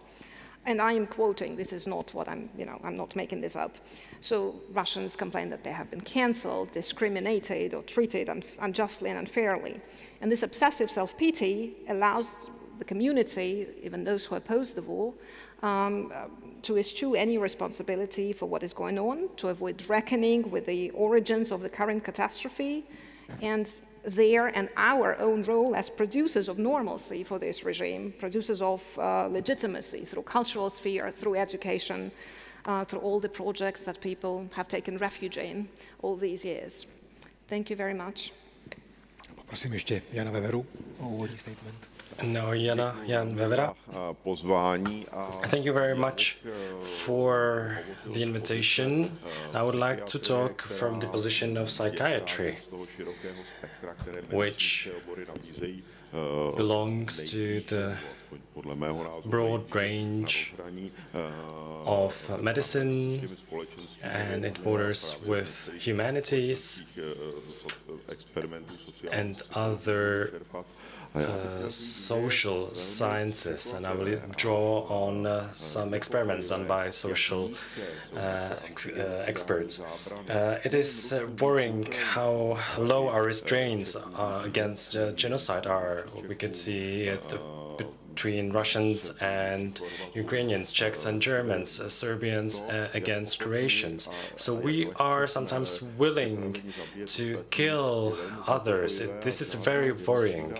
And no genocide has ever stopped because there was a lack of killers. Our willingness to kill is quite high. Maybe this relates to what Xenia has talked about the willingness to separate and to divide into two groups, so that it's us against the others. Us means 150 people. That was established by an evolutionary scientist who studied how many relationships can one have, and the number is 150. So this is the number of relationships that we can have. So it's us. And primates are very keen on dividing into two groups. So there are two questions. How many of us will do this, and in what time? So this means that how long will it take for us to make others suffer? We have answers to this thanks to Stanford Prison Experiment that was done by a hosting professor in Prague. Maybe he was here in this site once. I know that in the Vision 97 Foundation invited him to the Czech Republic on several occasions. Stanford Prison Experiment shows that over 6 days, a group of university students can become prison guards who will be able to put bags on other people's heads, and the other group were just other students who pick the shortest straw. So only in 6 days people are able to become brutish. When this experiment was repeated in Abu Ghraib, in practice, in practical terms, there was also physical torture. And what does this experiment tell us? It tells us that under normal circumstances, normal people can start behaving in a way that could not be expected from university students or teachers. It's just in 6 days. So how many of us will be able and willing to do this? And there was another experiment carried out by a social psychologist from the United States, Stanley Milgram. He carried out very well-known experiments based on education. I think you may know it, so I won't describe it in detail. But in a nutshell, the question was how many people will be able to torture other people with electric current under the pretext of helping them to learn better. The setting was that there was a teacher who thought that by electrocuting others motivates them to learn faster. On the other hand, the subject of this experiment was the teacher. There were no students, there were just actors who pretended to be electrocuted. And the result of this study was to see how many students would act on the authorities' guidelines and instructions. The scientists that were present at the experiment told the teachers, you need to electrocute the student. And 2/3 of everyone will be willing to torture others in only just 6 days, because an external authority tells us so. So if we feel pressure from authority, we will be able to and willing to torture others. These were 2 experiments that show that we need some surveillance. Mr. Clausewitz wrote a book about war, where he said that there is uncertainty in the battlefield, in the first line. And in my opinion, that was the case in Bucha, where the soldiers didn't know what was going on. You are covered by the fog of war. This ignorance, this anonymity that allows you to do such things. So, in my opinion, we are now living in a world where we can disperse this fog of war. We can use different surveillance devices, bugged phones, wired phones, and others. And what fascinates me is the self-representation of people in difficult situations. And I am speaking about my colleagues from Afghanistan. There was a ban on taking pictures, but many soldiers just took pictures and they sent them home. And if you focus on anthropology, you could carry out an investigation in this. The situation in Abu Ghraib, it was uncovered thanks to photos that were sent out by soldiers themselves. So this sheds light on the situation. We found out about Bucha online, only a few days after the events happened. And then there is another question. What will be the reaction by the society? When soldiers act in this atrocious manner because they are under the pressure of the circumstances, they are dehumanized, depersonalized, then you kill someone else. And in order to make it more easy to the soldiers are told that the other people are they are presented as rats, cockroaches, or they are just numbers, as in concentration camps. Or you can call the enemy a Nazi or orc. So you take their identity from them. At the same time, the soldiers are frustrated, and I've got bad news for you. The best way to relieve frustration is to slap someone who is below your rank on the social ranking. This is an experiment, and this is the case that is true with other species. When there is a monkey that is on the top of the ranking and it loses something, it relieves its anger on another male that is below his rank. This second male relieves his anger on a female, and so on and so forth. And this is also the case with people. And this is one of the reasons why frustrated soldiers, no matter their nationality, are willing, along with the humanization, depersonalization, anonymity, they are willing to act in this way. This could be measured. With animals, this is measured based on the level of stress hormones in the bloodstream. So this is a way how this level decreases.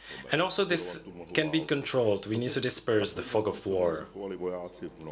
Soldiers of different armies behaved in this manner. It was the case for Czech soldiers. We talked about killing of Czech Germans or Sudeten Germans. Somebody called it a genocide. And what happened in the city of Postoloprty, where the Czech army killed with cold blood 1,000 or 2,000 German inhabitants. And the soldiers were asked why they killed the children, and he answered that I had no choice because I killed their parents. So what can we do with this? We need to shed a light on this, shed a light of justice, represented by other speakers. What happened to the Americans that killed and raped in Vietnam? The massacre in My Lai could be an example. There were hundreds of killed people. The soldiers were brought to justice. It took some time. The government didn't want this to happen. But eventually the soldiers were brought to justice. It was the case with Abu Ghraib. But in Bucha, the culprits were awarded higher ranks. And I think this behavior will go on, but not to finish on a pessimistic note. I see the light at the end of the tunnel in the form that the journalists will be able to show this in their media, and people will be afraid to do this. Mothers of the soldiers will receive emails saying, "We know what your son did." And I think this could be intervention that could have an effect. Well, yes, we hope so, and this is one of the reasons why we do this. Because after the years of our work, then I have a question for you. When I was a pupil in the late 80s in the 136 Moscow School of Jose Marti in the wider center of Moscow, it was an ordinary Soviet school, and we had a cabinet full of weapons. And I was taught how to disassemble and reassemble an assault rifle Kalashnikov, AKM. I can still do that. And then that military thing at the end of socialism, at the end of communism, was eventually re-established in Putin's 3 years. Again, the schools in Russia have that. And based on what Jan Vevera just said, there's also a known fact that in the military academies and the cadet schools in Russia, they do not teach humanitarian international law. Would you say that there is something inherently, let's say, expansionist, jingoistic, militarist in Russian culture, let's say, in last 100 years, there has been a discussion among journalists and historians recently here in Czech Republic where you had very strong pro and very strong counter argument. So what would you say to that? This is a very voluminous question. Your question is whether there is a discussion of this jingoistic... Actually, there is something inherently... I mean, I clearly think that there is, obviously, and there is an obsession with militarism and obsession with victory and war as your main modus operandi. I have to quote, unfortunately he passed several years ago, a cultural scholar and a film critic, Daniel Donduri, who studied Russian values and tropes penetrating and permeating Russian popular culture through TV soap operas and TV series, something which I would never watch, most of you would never watch. He did that difficult job for us, and he sort of singled out values permitting that culture, values or principles. And victory, militarism was very, very important, based on the plots, based on the characters, and characterization of people in those novellas. Or he said that there is very little value accorded to peaceful business competition, but there is a lot of value accorded to snapping a victory and conquering, appropriating somebody's property, appropriating somebody's land. So this is something which really seeps into the very texture of Russian life. What you described with your experience at a Moscow school, I remember that as well, slightly. We didn't have weapons, we jumped over the trenches, and then they sort of dug them up for safety reasons, I guess, and that disappeared for a while. I'm not quite sure whether they have those things at schools, but they do have so-called lessons about important things, talking about the war in Ukraine. And that has been a sinister thing, a sinister new practice, where they really directly brainwash children into sort of the steeples of Russian propaganda that, you know, we are fighting, Russia is fighting against Nazis, and it's an honorable thing. Students are forced to write letters in support of the soldiers in exchange for a good grade. I mean, a lot of despicable things are going on in the sphere of education. Lenko, já si vzpomínám na takovou Lenka, I remember one very tragicomic scene from the period of Maidan Revolution. It was 2 days after the shooting, where the snipers retreated. There were some revolutionaries in the big park next to the parliament.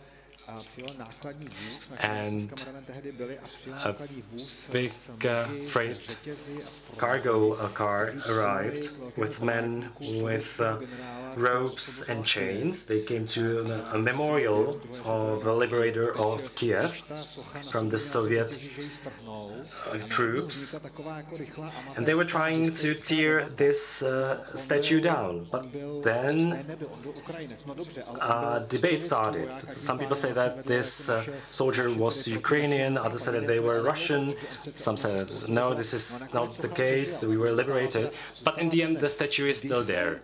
So my question is, was the Ukrainian society, knowing that the society in Ukraine is very complex, there are different regions, were they able to separate from this education, this Soviet education in the 80s?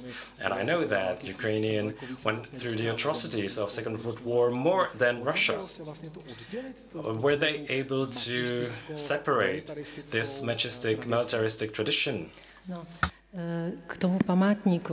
Well, speaking about this memorial, I think they should have gotten rid of it at that point, because the fights in Crimea were so atrocious that we couldn't call that liberation. Unfortunately, Ukrainian lives were those that suffered most, so they should have gotten rid of it. But let's move forward. I remember one word that is used by Ukrainians and Russians, mankurt. This is a man without national memory. A person whose memory was erased, and in this blank memory you can now fill this blank memory with whatever you want. And these people were Mankurst, in a way. The problems of Russian propaganda are also intertwined with the fact that people will believe anything because they have no memory. They have no notions of what had happened. When we spoke about the big Soviet victory, this was a subject that couldn't be discussed previously.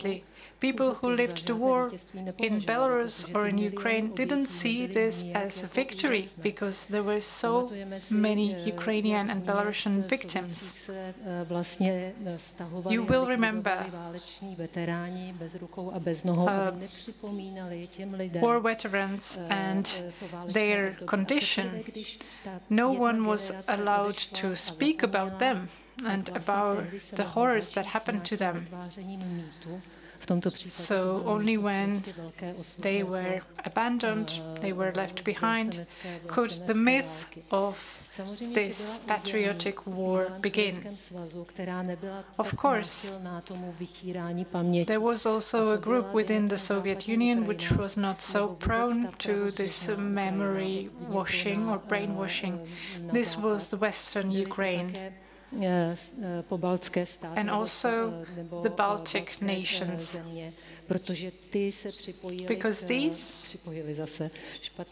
joined, well, I shouldn't be saying joined, they were annexed and occupied in the year 1939, together with the Western Ukraine, which previously was part of Poland. So there were still people living in the Soviet Union who had remembered being part of Poland, Austro-Hungarian Empire, and so on. But in the rest of the territory, the situation was quite different. People to the east from Dnieper only remembered being part of Russia, of the empire, or of the Soviet Union. And we don't always realize this, but the history of Russia is falsified in the same way as the news we are receiving today about what is happening, what has been happening since 2014, and we haven't been preventing this, which explains what is happening right now. We should be protecting not only the territory, but also the information that is circulating. So the debate is ongoing, but this war between Russia and Ukraine could continue for more years, for some 20 more years. But it has already started in 2014, and then in February of this year, everything got so much quicker. I remember interviews with Ukrainians who before that were not antagonistic to Russia. Because, for example, these were military officers who studied in Russia, so they didn't remember the things that people in the Western Ukraine did. And only after February did they realize what was happening, did they start using Ukrainian language in their families. Just imagine how profound these changes were. And it was only in 2014 that many Soviet officers became actually Ukrainian officers. It is incredible to observe these changes, these processes, when small kids start identifying differently. For example, there was a priest in Ukraine who told me that in 2014, when arms started to be employed, everyone would need to take sides. And he told me, we already sustained several blows, so we cannot stand this any further. Já jsem v létě byla ve Španělsku a bavila jsem se. At that time I was in Spain. I was speaking with my Spanish friends and I asked them about the civil war in Spain, because to me it didn't seem as a closed chapter. And they told me something similar. They said that they definitely hadn't closed this topic and that it was so painful that it made them cry. They told me the same thing. When there is a war crime taking place, you need to take sides. You need to decide what is your side. There is no third option. Professor, given your studies and also your personal experience from Afghanistan, can you say, based on your pessimistic introductory remarks, whether these violent or genocidal tendencies can arise in men based on the general situation, be it a civil war like in Afghanistan, so something stemming from the ordinary life, or is it stemming from the impunity we enjoy, for example, in the case of Russian soldiers in Ukraine? I think it is a mixture of both of these factors. The important thing is the view that you have of your opponents. I don't want to be too pessimistic. I was speaking about crimes that are taking place now in Bucha and elsewhere. I was just trying to suggest that these aren't crimes of some human monsters. This would be oversimplified. There are monsters like this in Russia, but the number of such monsters is the same as here in the Czech Republic or in the US. These atrocities are taking place in the context of ordinary people. Maybe this could be interpreted in an optimistic way, because if we change circumstances, we could also change the outcome. For example, when we went to Afghanistan, Dr. Foltin, who often speaks up in media, he also became the spokesperson, and he gave us a training to explain what we could and couldn't do. Because there are other psychological experiments that tell us that once that you cross the first line, you easily cross another line. But if you don't do this, this changes everything. For example, in Bucha, people were entitled to breaking into a home and seizing bread to feed themselves. But they weren't entitled to raping, they weren't entitled to killing people. So they crossed the first line, but we can still interpret this in an optimistic way in order to modify what happens. So you said I was being pessimistic, but I was actually trying to be optimistic. And what was the second part of your question? Well, you said that there was a mixture of two factors. I'm not only speaking about people in uniforms with arms, but maybe also people who are just seeking weapons in order to perpetrate something. Okay, when we speak about Rwanda, there was a huge frustration between the Hutus and the Tutsis based on a long ongoing injustice or sense of injustice and tension. And this tension has been around all the time in the history of humanity, but it doesn't always result in violence. It doesn't always result in Nazism. You need to have someone who manages to divide the society and then choose the right way to unite the society. Once actually you are at war, this is something that unites you. In Ukraine, people are now united, probably, or at least in February they were united. So when you hear a person warning against polarizing a society, it is not bad. But when everybody is united, you know that something went wrong, that you are at war. For me, you need to have a look at what the war creates, what the war creates.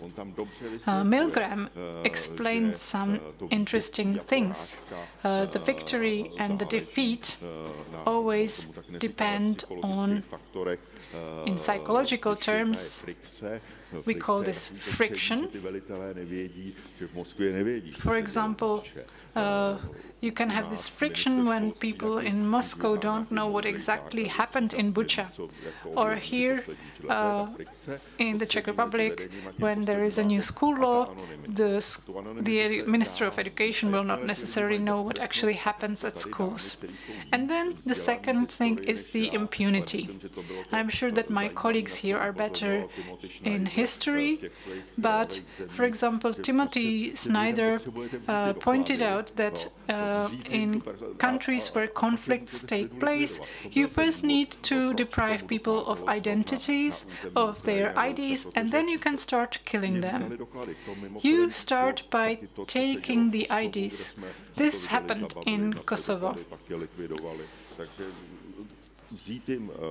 So you need to seize the IDs, you need to deprive people of the opportunity to call for justice, and then you can vent your frustration.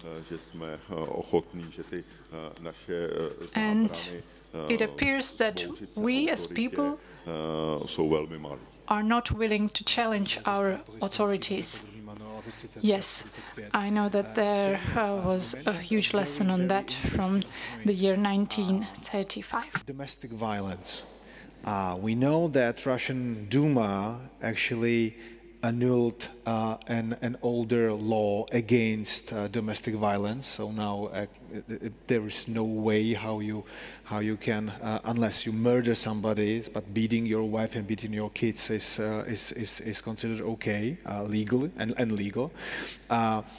In the society that is, let's say, not yet totalitarian, but definitely authoritarian, where your individual freedom to do many things, including your political expression, is seriously limited, if not totally limited, when everything is controlled, especially now during the war. Would you consider that abolishing that law and actually systematically ignoring violence, looking the other way, is an acknowledged way for the regime to both let the frustration to not to be concerned into demonstrations, and also to give a false feeling of you being actually individual in charge of at least something, i.e. your apartment and your family. Yeah, absolutely. I think this is an important point. I think it's a way of channeling frustration horizontally rather than vertically, because in the absence of democratic elections, all you can do is to sort of vent against, other citizens, people like you or people who are close to you in the family in case of domestic violence.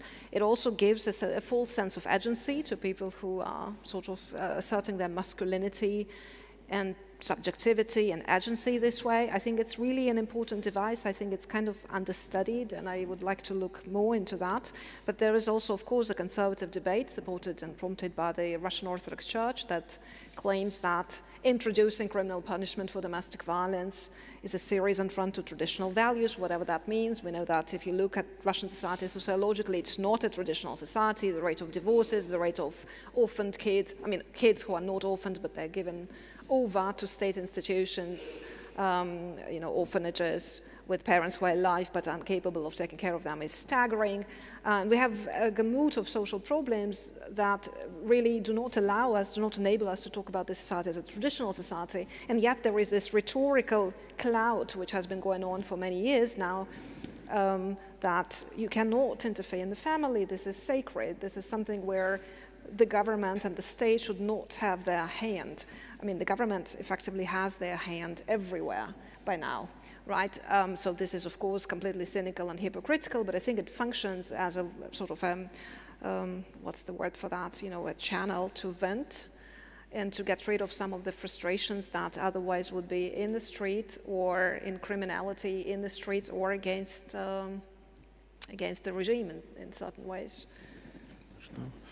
Já k tomu možná mám trošku jiná data, ale maybe I have different data, and as for domestic violence, and this is a topic of interest of psychiatry, what the society expects from us sometimes is to decide when there is a risk of a patient for their surroundings.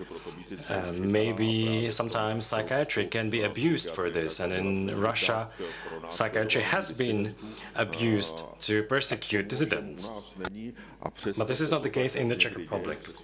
Even though this sometimes happens, sometimes we decide that a patient needs to stay hospitalized against their will because they are aggressive against their own personality, they are suicidal, and sometimes, that is more seldom, that their families could be at risk. We have carried out many different studies on what would be the predicting elements of violent behavior with patients, and the main factor is that they were victims of violence in their childhood. So childhood abuse is one of the factors that could imply that the person would become aggressive and violent. And you know, sometimes using common sense, you could say that you, as a child, could see that violence against children was not good, so you will not use it. But sometimes people copy it when they are adult. Lenka. Several languages, but I am thinking that, you know, there is a sort of circular structure to that violence if we talk about violence in the family, because if you look at, I think his name was Lenny Asens, the criminologist who studied the system of socialization into brutality or socialization into violence, and he called it violentization. There were several stages. One of them was when a child was exposed to violence at home, you know, parents abusing each other. Violence at school was another stage, when you are bullied by your peers.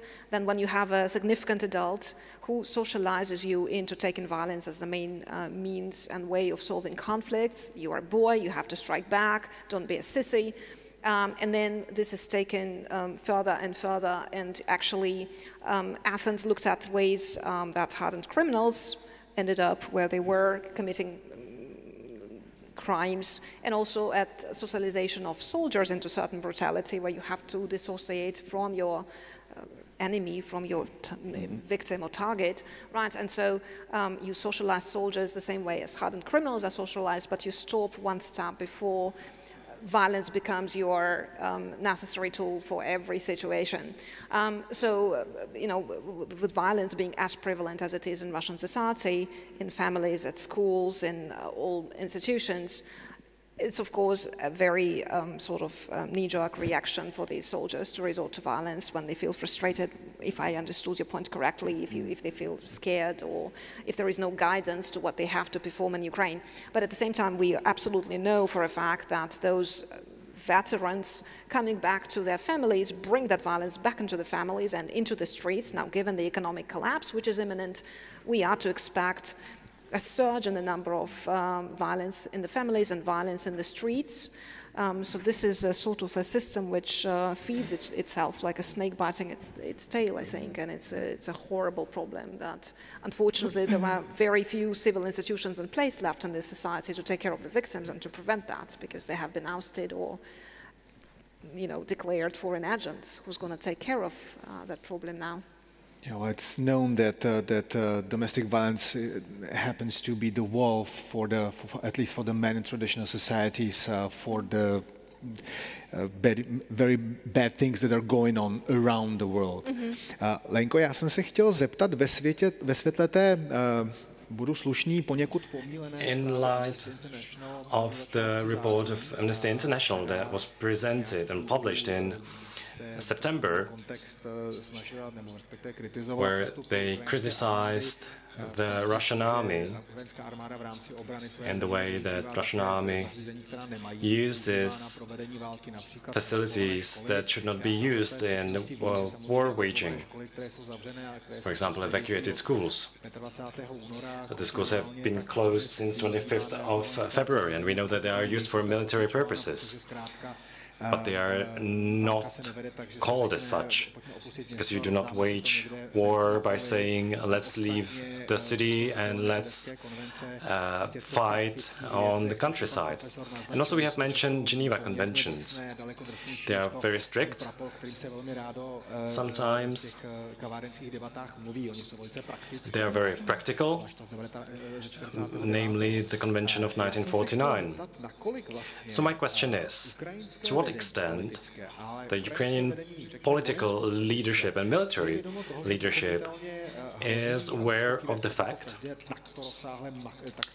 and it is always the case in this complex war, well, is it aware of the fact of violation of rules and habits in war by the defenders? We have seen cases of such violations in the Second World War, carried out by the Allies, the United States. This is essential, because to tolerate this is problematic, not only in debates, but also from the point of view of the effects that it could have on society. Because in times of despair, there is violence targeted against civilian sector. So my question is, can the Ukrainian political military leadership deal with this? You're completely right. When it comes to this, under international law and so on, this should be addressed by professors such as the speaker in the previous panel, and not just by anyone discussing over a cup of coffee or over a beer, because these people don't know the rules of war. Then they don't know the Hague Convention or the Geneva Convention, they just guess.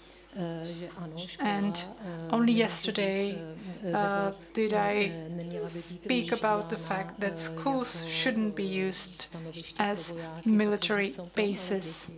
But that is the case when children are there. The Geneva Convention defines much more interesting rules than what we read in our newspapers. Also, you shouldn't use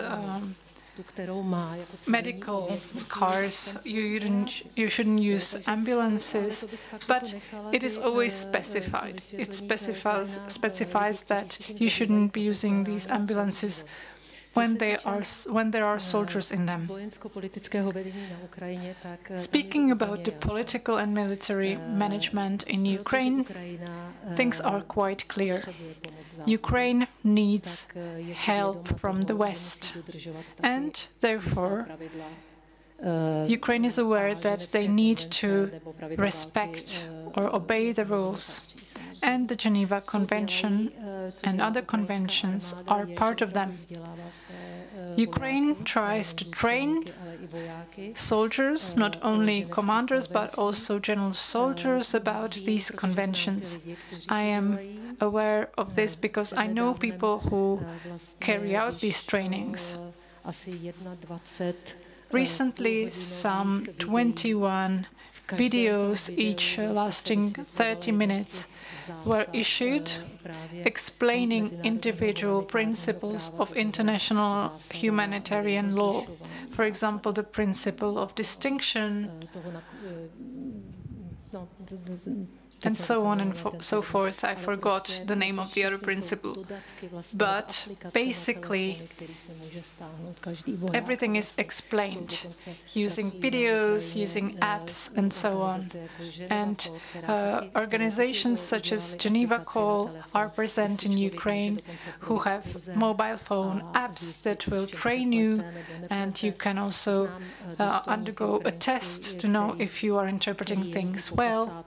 I also know a person who goes to meet soldiers and explain military law. This is very interesting because it leads to debates about what seems logical, and in the end, the legal principles are logical if understood correctly.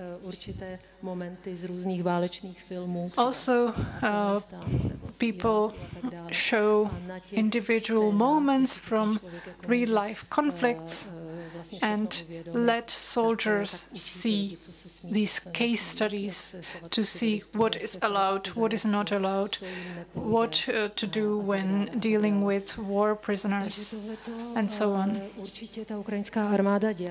So the Ukrainian army definitely does this. And to expand on what was said by the doctor, the psychiatrist, we are speaking here about soldiers, about their reactions, about their behavior. And of course, we have long known that our psychological nature changes during wars. But what we see in Ukraine is something more, something else. These are not just crimes perpetrated by ordinary Russian soldiers. There are also other moments which would maybe go under the heading of crimes against humanity. And I'm not quite sure that professional Russian army actually perpetrated all of those crimes we have seen live. Maybe these were other troops, and I wonder, a question that remains unchecked, undiscussed, and this is the question of lists of people that the Russian forces, but not army forces, lists of people that arrive in different cities. And we have lists of Ukrainian activists, Ukrainian politicians from towns such as Irpin or Bucha. And we have cases when people knew who they were looking for. They were looking for individual names, individual addresses. For example, people from Mariupol who were given notification from the Ukrainian intelligence to leave because they were looked for. So I wonder how this happened. I don't think this arises from an ongoing stress, from the fact that you haven't seen your wife for quite a while. I think that this is maybe targeted action, but maybe we will have to deal with this later. Unfortunately, we are running out of time. Thank you for your attention. Thank you for being here. Thank you to our guests, Alice Vichová, Ksenia Prudková-Krimer, and also Jan Vevera. Thank you for being here, and let's meet here in a year's time, maybe on a more optimistic note.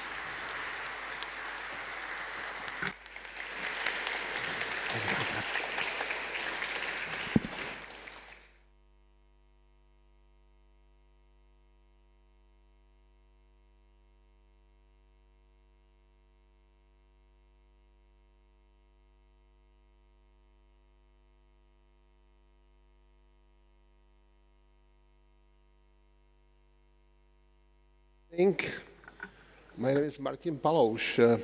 I used to be also director of Václav Havel Library, and actually in this capacity participated in the work of selection panel, for this prize some times ago. Now I'm active in the United States, teaching at one American university. I was given a difficult task to have a final word here, which means that I had no chance to prepare anything in advance, because I'm supposed somewhat to reflect on or to react to what has been said here during the day. Very difficult, very interesting, but I will start, as I should, really to congratulate in depth of my heart to the winner of this year's prize, Vladimir Kara-Murza, and to thank Evgenia for her really excellent presentation. And I will be, Vladimir, little direct to you. I think that your wife was better representative here for your cause than you would be able to do yourself. Why? Because I think Evgenia brought us something very important, that there is a real essential relationship between public and private. We all, us, have some family relations. We all do need to care about our loved ones at home. And then if we are also men or human beings of the world, we are taking care about some other things, and Vladimir is an excellent example of a person like that. For me, it also has a personal dimension, because I know Vladimir pretty well. He was with us in our university several times. Actually, he was on the list of my speakers in my class in the spring of this year. And instead of Vladimir, I learned about his ordeal, and then I got an email from Evgenia when she apologized him for not being able to make it. Vladimir Kara-Murza, for me, is a person who brings together two things that are going very often apart in our current world. This is integrity and unity between thoughts and actions, between what you do inside of yourself just to be in unity with yourself, and what do you do with other people. When I met him for the first time, it was a little bit, I would say, I felt guilty seeing him, because for Czechs of my generation, the experience of '68, I think, is setting basics for the relationship or perception of the Russian world. But obviously, these magnificent seven from '68 were mentioned here today.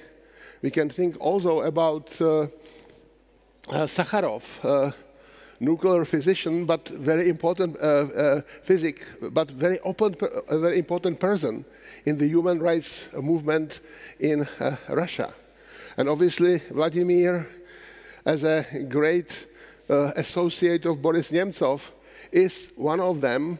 And I think that it is for us a commitment that Russia and Europe, big book of Tomáš Garrigue Masaryk from the beginning of the 20th century, is an essential question for us. Then, obviously, I need also to mention and congratulate two other finalists. It's very interesting that, and we had this problem when we were discussing who should win in our selection body. Individuals versus groups, individuals versus associations.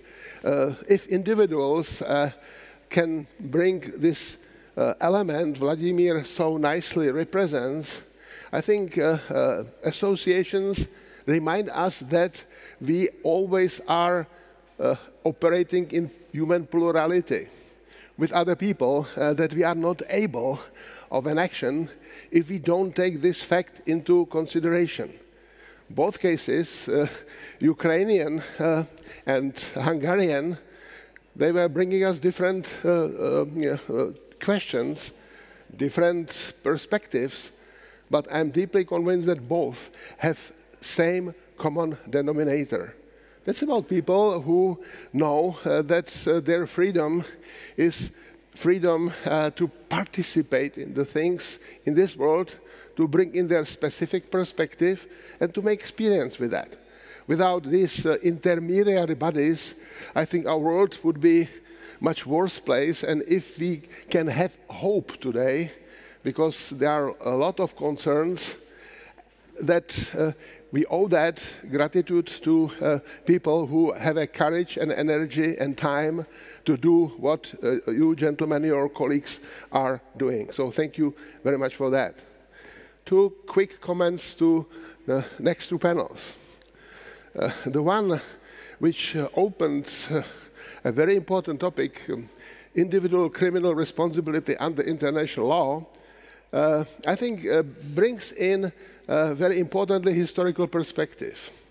We need to be aware that these beginnings of this discussion started in the context of the First World War, in the beginning of the 20th century, when League of Nations was created and the world was to be made safe for democracy, as it was said by Woodrow Wilson.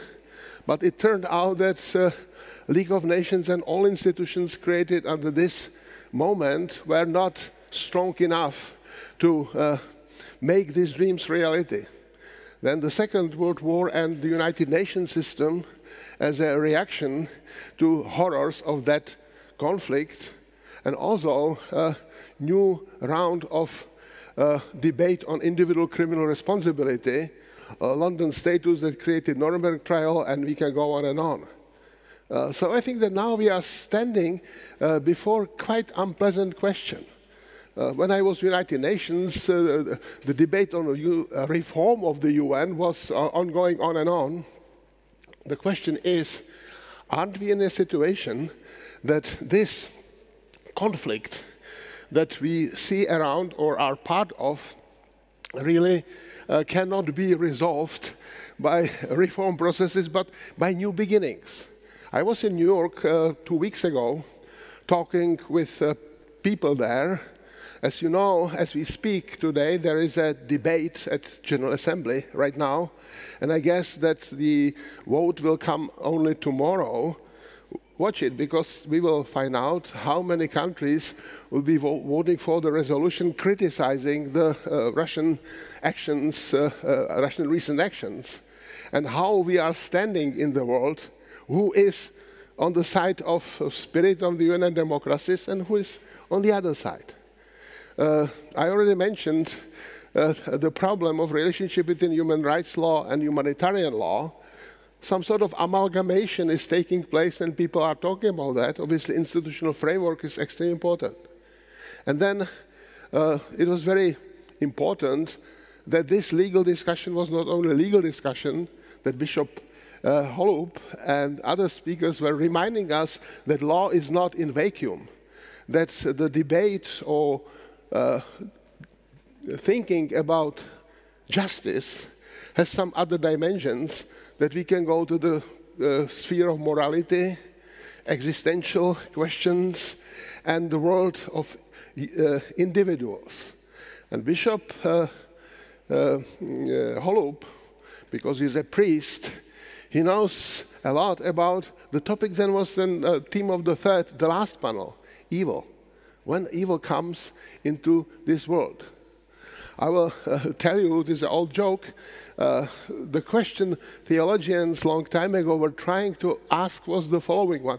What did the God do before creating the world? And the answer was he was creating hell for those who ask these questions. And it sounds like a joke, but it's real, that where the evil has come to this world. We can come up with all sorts of ideas, but the question itself is extremely important.